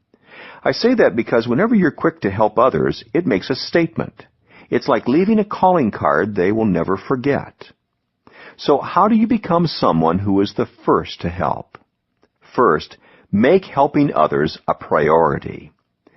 We are often so consumed with our own agendas that helping others never becomes important to us. The solution is to make helping others part of your agenda, a top priority. I read recently about something Academy Award winner Tom Hanks did years ago on the set of The Green Mile that shows how helping others is a priority for him. Frank Darabont, director of the film, reflected on Hanks' commitment to helping rising actor Michael Duncan achieve his best and the impression it had on him. Darabont said, 15, 20 years from now, what I remember about filming The Green Mile, there was one thing, and I'll never forget this. As we're shooting, the camera is on Michael Duncan first, and I'm realizing that I'm getting distracted by Hanks. Hanks is delivering an Academy Award-winning performance off-camera for Michael Duncan to give him every possible thing he needs or can use to deliver the best possible performance. He wanted Michael to do so well. He wanted him to look so good. I'll never forget that. Tom Hanks, like some other Hollywood actors, could have been the first to bail out on Duncan. Instead, he was the first to help. It obviously paid off. In 1999, Michael Clark Duncan was nominated for an Academy Award in the Best Actor in a Supporting Role category, and Duncan's career has since taken off. Second, make yourself aware of people's needs. This may sound obvious, but you can't meet a need that you don't know exists. Each of us must begin by caring about the people around us and looking for their needs. Sometimes that knowledge can come from listening with your heart. Sometimes it comes from just paying attention to what's going on around you. Other times it comes from mentally putting yourself in another person's place. There is a Jewish legend that says 2 brothers once shared a field and a mill, each night dividing the grain they had ground together during the day. One brother lived alone, the other was married with a large family.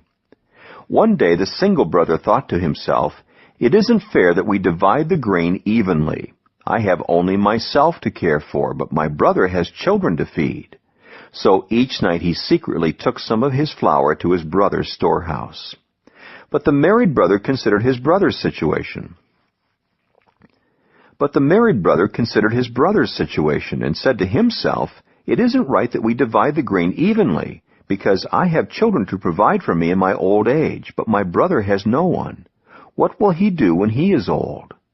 So every night he secretly took some of his flour and put it in his brother's stores. As a result, both of the brothers found their supply of grain mysteriously replenished each morning. Then one night they met each other halfway between the 2 houses. They suddenly realized what the other was doing, and they embraced each other in love.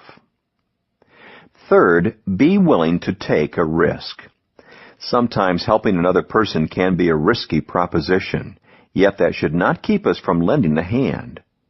There's a story Ken Sutterfield tells from the 1936 Olympic Games in Berlin, Germany, that illustrates the impact that can be made by taking such a risk.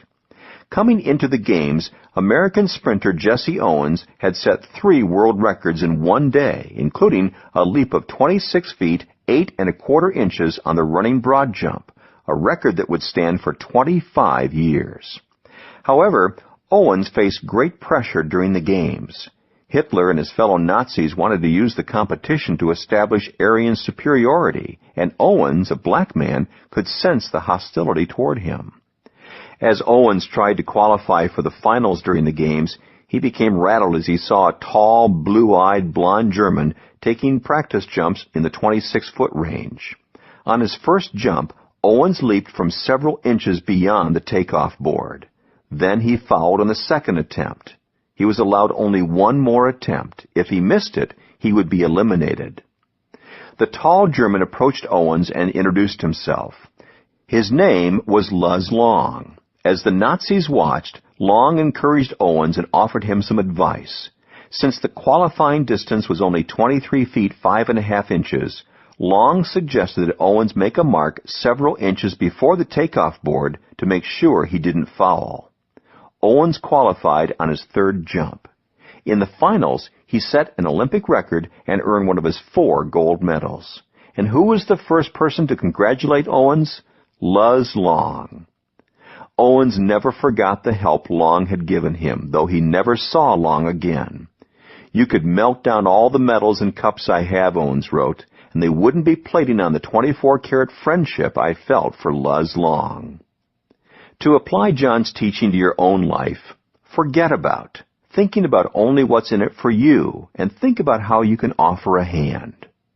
Ask, how can I help you? Do it. Be the first to volunteer your services, offer assistance, or lend a hand. Remember, if you help enough people get what they want, you'll get what you want too. Chapter 18, Add Value to People. John. At the core of my being, I believe that there is nothing in this life more important than people. Having embraced that truth, I try to live it out with integrity. To me, that means doing everything in my power to add value to people. It all starts with your attitude toward people. Human relations expert Les Giblin remarked, "You can't make the other fellow feel important in your presence if you secretly feel that he is a nobody." Isn't that true? Don't you find it difficult to do something kind for people when you dislike them? The way we see people is often the difference between manipulating and motivating them. If we don't want to help people, yet we want them to help us, then we get in trouble. We manipulate people when we move them for our personal advantage. However, we motivate people when we move them for mutual advantage. Adding value to others is often a win-win proposition. How do you see people? Are they potential recipients of value you can give, or do they tend to be nuisances along your path to success? Author Sidney J. Harris said, "People want to be appreciated, not impressed. They want to be regarded as human beings, not as sounding boards for other people's egos. They want to be treated as an end in themselves, not as a means toward the gratification of another's vanity." If you want to add value to people, you have to value them first. You also have to make yourself more valuable. Have you ever heard the phrase, "You cannot give what you do not have"? There are people who possess good hearts and the desire to give, yet they have very little to offer. Why? Because they have not first added value to themselves.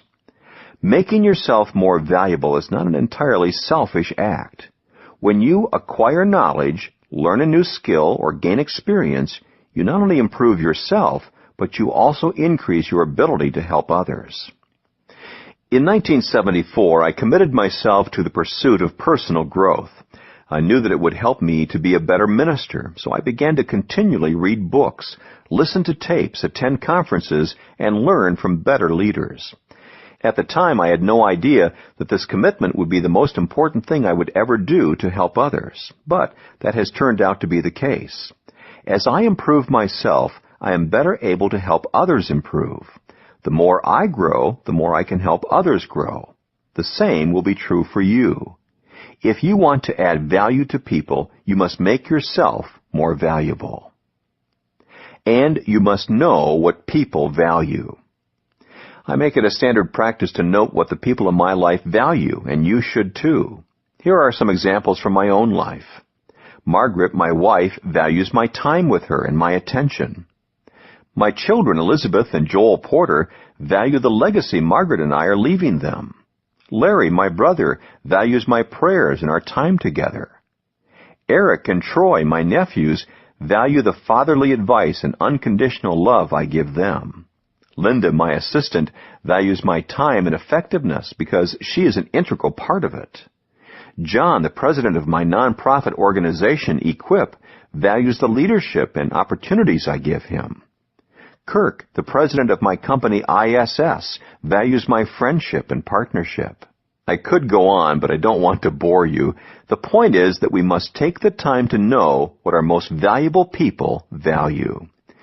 By the way, adding value to others is not only a gift to them, it is a gift to you. The people I have just listed continually add value to my life. Some have given so much to me that no matter how much I do for them, I will never even the score. To apply John's teaching to your own life, forget about trying to become a person of success and instead become a person of value.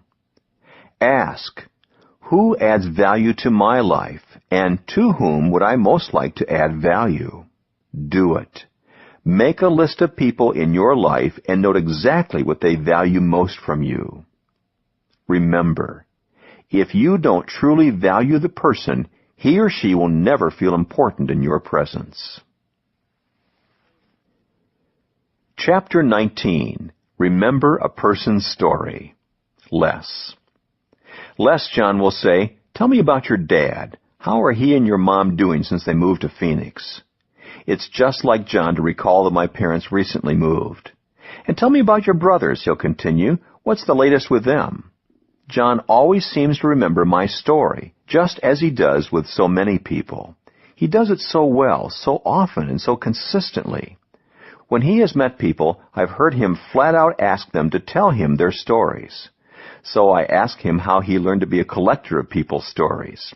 To begin with, I love a good story, whether I'm learning about someone I've just met or hearing about an adventure from someone I've known my whole life. In fact, when I spend time with my dad, who is now 82, our time is always filled with storytelling.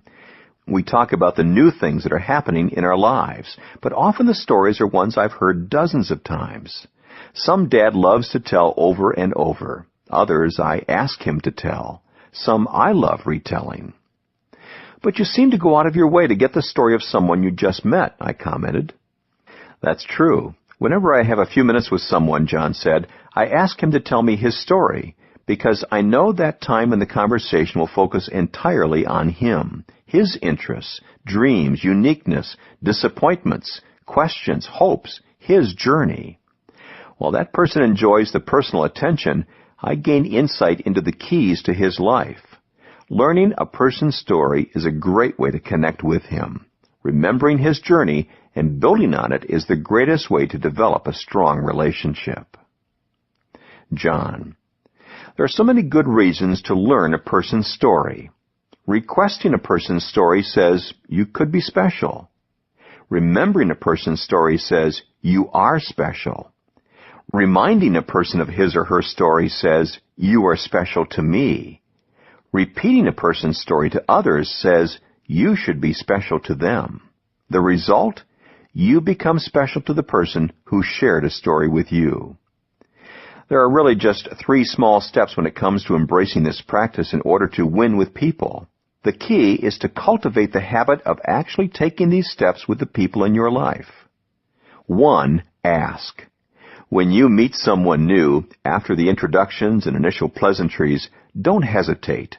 Dive in and ask to hear the person's story.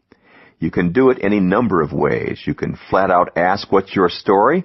You can request that he tell you about himself. You can ask where he is from or how he got into the field he's in. Use your own style. If you've tried this kind of thing before and you worry that it might be awkward the first few times you do it, then practice with people you are unlikely to see again. The driver in a cab, the passenger on a plane, a waitress in a restaurant. Once you become comfortable asking questions of total strangers, the rest will be easy.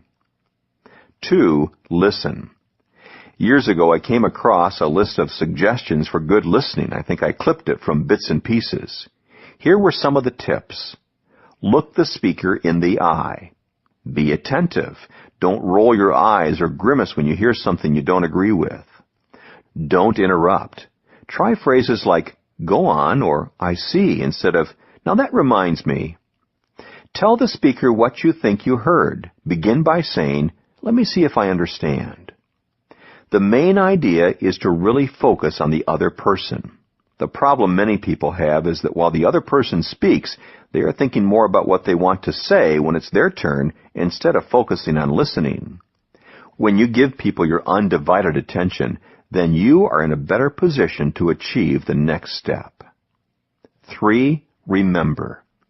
Some people have a knack for numbers, others for names or faces, but just about everyone has the capacity to remember a story. If we care about people, really listen to them and try to remember their stories, we can make an impact on them, and we can make them feel like $1,000,000. To apply John's teaching to your own life, forget about telling your own story and listen to the story of others. Ask, "What's your story?" Do it. Bring up some aspect of a person's story the next time you see him or her. Remember, everyone loves to tell his story. Chapter 20. Share a good story. Less. John always tells a good story in front of an audience as well as one-on-one, and he uses lots of stories when he communicates. So I ask him why. That's easy. Stories stick. Principles fade, said John. If you want people to remember what you said, tell a story. Let me tell you something else, he continued.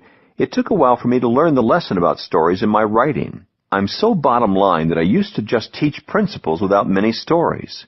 But a friend convinced me to change my style, and it's made a big difference for my readers. As a writer, you've got to ask yourself, will the reader turn the page? The person most likely will if I am telling a good story. I haven't met a person yet who doesn't love a good story. That's one of the reasons storytellers are so magnetic. John.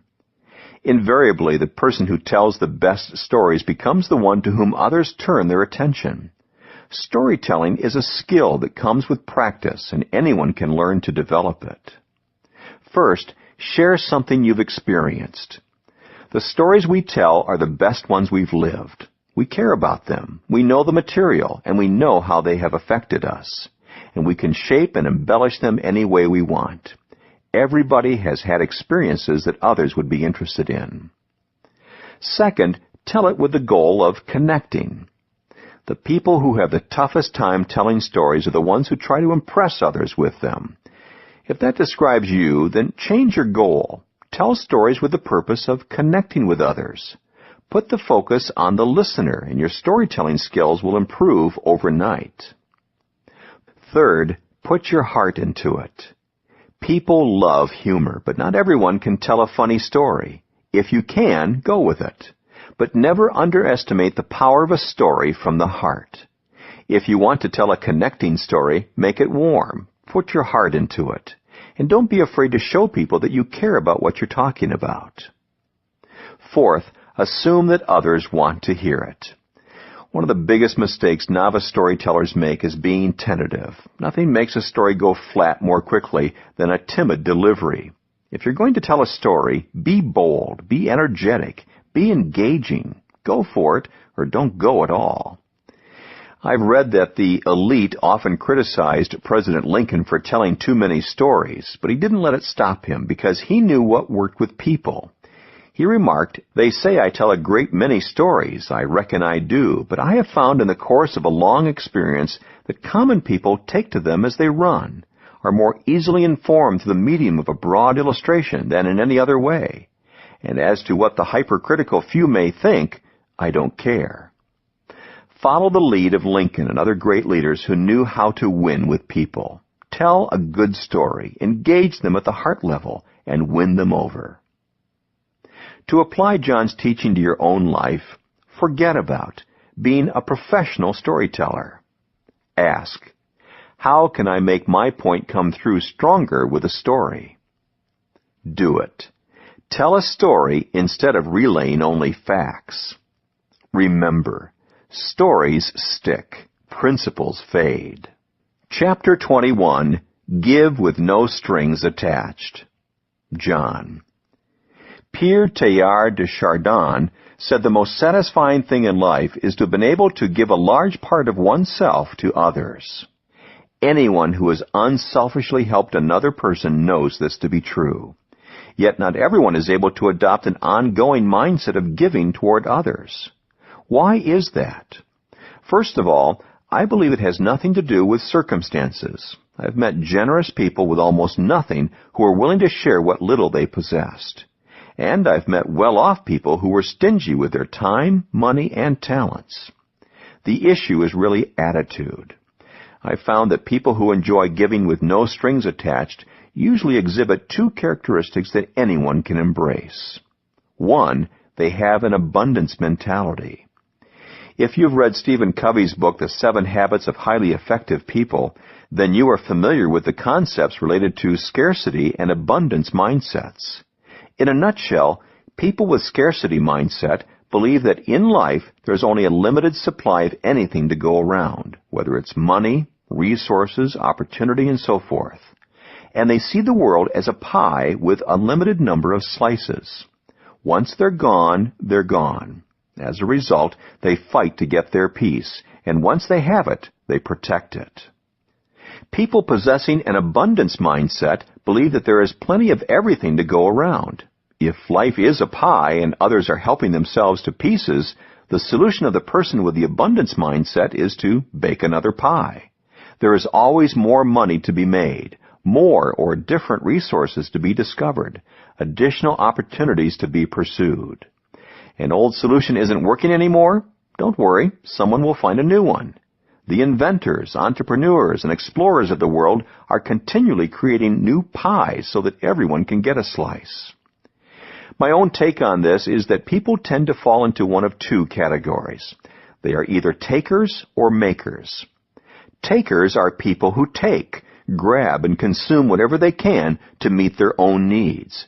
They see life as a rat race. Of course, the main problem with that is that even if you win, you're still a rat. Makers, on the other hand, are people who give, create, and make things happen. They create progress and foster success for others. They are just as likely to give as to take because they are continually helping to create more for everyone. People who habitually give with no strings attached almost always have an abundance mentality. They are generous because they believe that if they give, they will not run out of resources. Someone once asked me why he should adopt an abundance mentality, and he was surprised by my answer. I told him that if you believe in abundance, that's what life gives you. If you believe in scarcity, then that's what you get. I don't know why that is, but after 50 years of paying attention to people's attitudes and watching how life unfolded for them, I know it to be true. So if you desire to be more generous, change your thinking and your attitude when it comes to abundance. Not only will it allow you to be more generous, but also it will change your life. 2, they see the big picture. People who give with no strings attached are usually aware of the help they have received along the way. They recognize that they are standing on the shoulders of previous generations. The progress they make is due, at least in part, to the work and sacrifice of those who have gone before them. Because of this, they are determined to do for the next generation what was done for them. To become better givers, we need greater perspective. When we realize how much we have benefited from the kindness of others, it becomes much easier for us to be generous. And one of the best things is that giving is so rewarding. When we give unselfishly, we will gain something in return. To apply John's teaching to your own life, forget about scarcity. Instead, focus on abundance. Ask, whom can I help that will give nothing in return? Do it. Be purposely kind and generous to a specific person. Remember, you do yourself the most good when you are doing something good for others. Chapter 22, Learn Your Mailman's Name. Less. John tells a story about how he used to memorize the names of people who attended his church when he was the senior pastor of Skyline Wesleyan Church in San Diego, California. He used to make an offer to visitors. If they would allow someone to take their picture on Sunday after the service, John promised to learn their names by the following Sunday. John did that until he finished his tenure at the church in 1995. Fulfilling that promise, John was able to memorize the names of more than 2,200 people and greet them by name. I've long admired this skill and personal approach of John's. In fact, it inspired me in my work as a professor to learn the names of several hundred students in my classes each semester at the university. Why do we do it? Because we know that a person's name is his personal signboard to the world, his most intimate, distinctive possession. And when you remember a person's name, it can make him or her feel like $1,000,000. John. How do you feel when someone calls you by the wrong name? How about when you kindly correct the person and spend time with him and he still gets your name wrong? How about when people haven't seen you for a long time and they still remember your name? Doesn't it make you feel good? And doesn't it also impress you? When people care enough to know your name, they make you feel valued. My friend Jerry Lucas is known as Dr. Memory. He has spent the years following his hugely successful run in the NBA, helping school children and adults improve their memories through a variety of innovative techniques. One of the things he teaches is called the SAVE method. Here's how it works. S. Say the name 3 times in conversation. A. Ask a question about the name, for example, how it's spelled, or about the person. V. Visualize the person's prominent physical or personality feature. E. End the conversation with the name. Years ago, Jerry showed how useful his method could be by remembering the names of every guest in the audience at The Tonight Show. I believe it can also help you remember the first and last names of the people you meet. Almost everyone has trouble recalling names on some occasion. When this happens, try to recall the situation in which you met the person or last saw him or her. If you can't recall even that, then ask, how long has it been? Perhaps that will jog your memory. If you're meeting people along with a friend or colleague, sometimes you can help each other out. Introduce the person whose name you do remember to the person whose name you don't, and perhaps the individual will volunteer his name. Or you can agree with your friend ahead of time to come to each other's aid. My wife and I do this. When we make introductions, Margaret knows that if I don't introduce someone by name, I'm not sure I remember it correctly, and she will quickly introduce herself and get the other person's name in return. When all else fails, just say, I'm so sorry, I remember you well, but I'm afraid your name has slipped my mind. Then, after the individual reminds you, use the SAVE method so that you're less likely to forget it again in the future. If you work at it, you will become better at remembering people's names. Don't be too hard on yourself, however, when you blow it. That's what I did recently when meeting a couple whose last name was Lake. One of the things I do when learning a name is to link the name to a mental image. When I was introduced to the Lakes, I immediately placed a mental image of a lake on their heads and thought of Hargus Lake, where I grew up. A few days later, when I saw them again, I mistakenly asked, how are you doing tonight, Mr. and Mrs. Hargus? Sometimes even our best practices fail us. To apply John's teaching to your own life, forget about blaming your bad memory and exert some effort to remember people's names. Ask, what can you tell me about the origin of your name or how it's spelled? Do it. Use the SAVE method with each new person you meet this week. Remember, a person's name is one of his or her most valuable possessions. Chapter 23. Point out people's strengths. John. People often make a mistake on their personal development when they focus too much on their weaknesses. As a result, they spend all their time trying to shore up those weaknesses instead of maximizing the strengths they possess. Similarly, it's a mistake to focus on the weaknesses of others. The self-proclaimed experts who can tell others what's wrong with them never win with people. Most people simply avoid them. Instead, we need to focus on finding people's strengths and pointing them out. People are motivated in their areas of strength. When you work in your areas of strength, you don't need much external motivation. If people have been grinding away at tasks in their weak areas and they are reassigned to work in areas of strength, watch their motivation, their enthusiasm, and their productivity skyrocket. People add the most value in their strength zones. It took the first 5 years of my professional life to figure out what my strengths were. But with the passing of years since then, I've narrowed my focus down to fewer and fewer things. The law of the niche in my book, The 17 Indisputable Laws for Teamwork, states, all players have a place where they add the most value. That place is their strength zone. I'm worthless at most things, but I do about 4 things really well, and as much as possible, I stick to those things.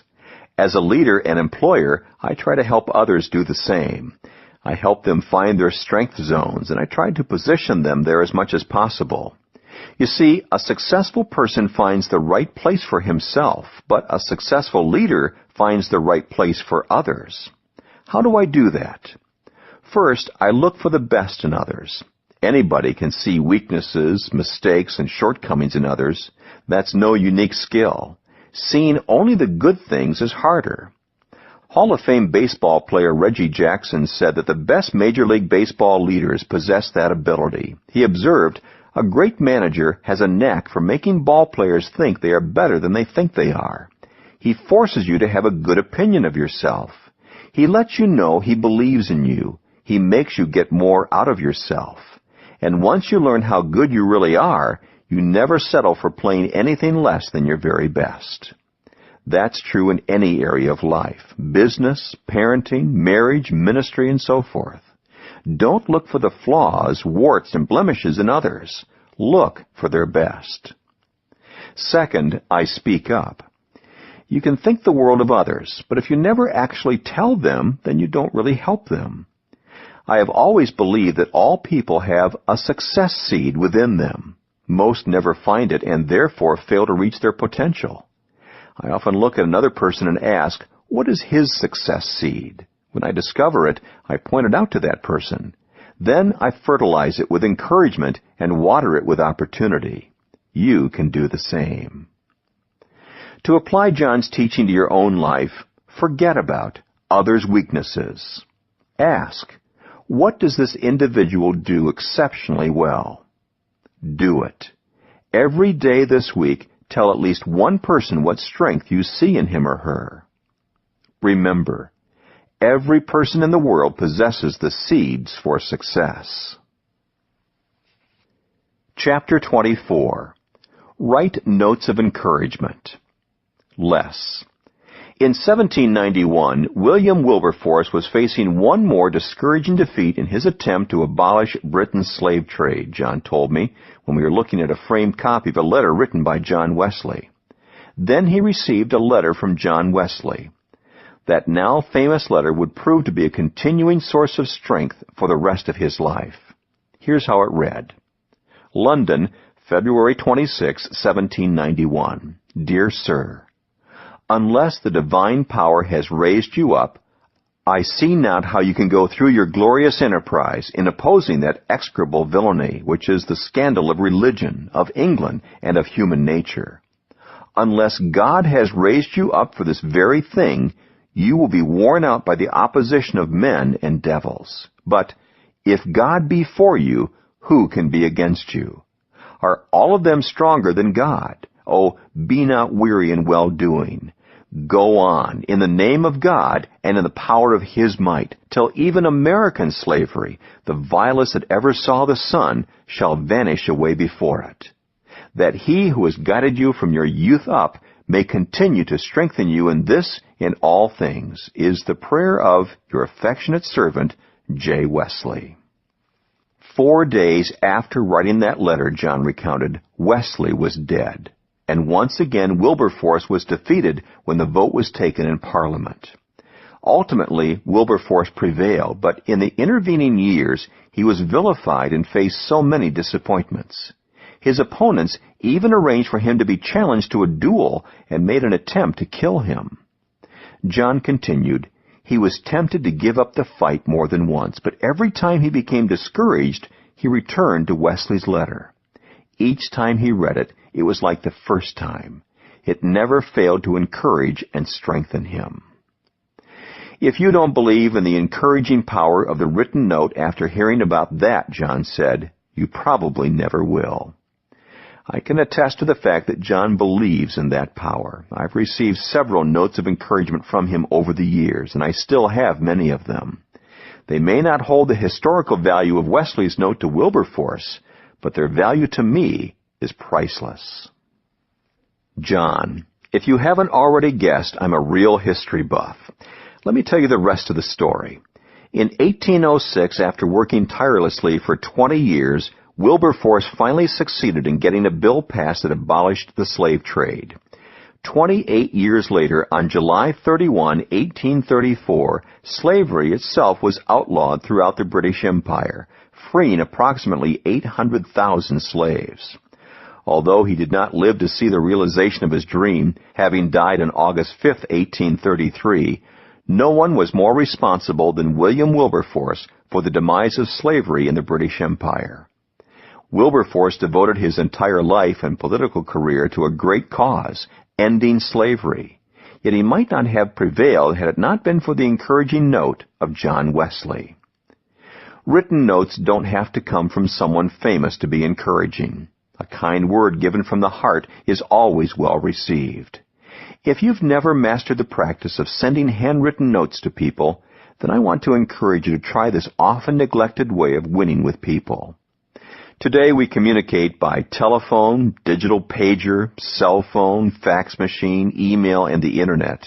In the hectic pace of our busy lives, who has time to correspond the old-fashioned way?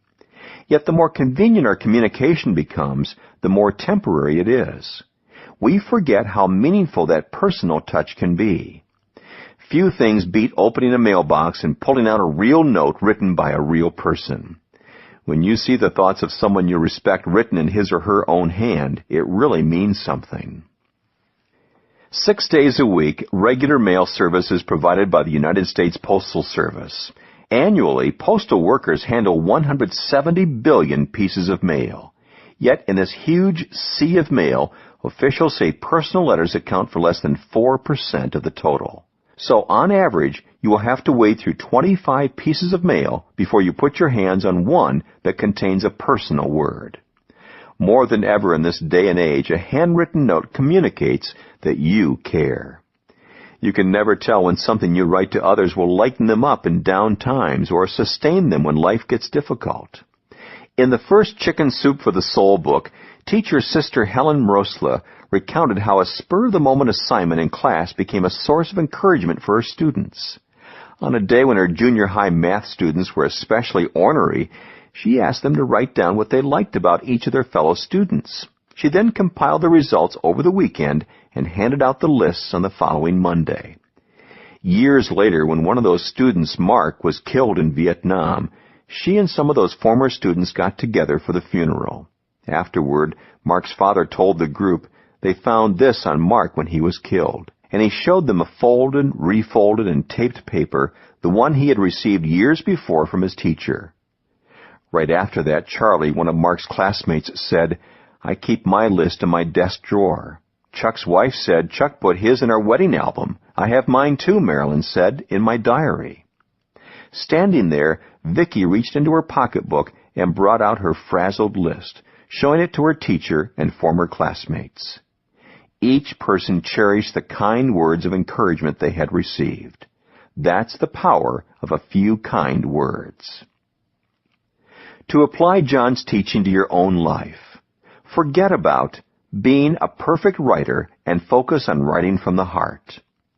Ask, what can I say that will be an encouragement now as well as someday in the future? Do it. Take 1 hour today to write several notes to people for the sole purpose of encouraging them. Remember, words have the power to give encouragement long after the writer has forgotten them. Chapter 25. Help People Win. John. Helping another person to win is one of the greatest feelings in the world. I haven't met a person yet who doesn't like to win, and everyone I know who's made the effort to help others has said that it is the most rewarding part of life. After a conference in Toledo, a man came up to me and asked a pointed question. How do I get unbelievable results from a person? Have unbelievable expectations about that person, was my answer. If you don't believe in people, then you are unlikely to do everything you can to help them win. People know when someone doesn't believe in them. They see right through pretense and insincere backslapping. But when they know you believe in them, magic begins to happen. A reporter asked Prime Minister Winston Churchill, who led Britain during the dark moments of the Second World War, what was the greatest weapon his country possessed against the Nazi regime of Hitler. Without pausing for even a moment, Churchill said, it was what England's greatest weapon has always been, hope. Hope is one of the most powerful and energizing words in the English language. It is something that gives us power to keep going in the toughest of times. And its power energizes us with excitement and anticipation as we look toward the future. It's been said that a person can live 40 days without food, 4 days without water, 4 minutes without air, but only 4 seconds without hope. If you want to help people win, then become a purveyor of hope. Focus on the process, not just the win.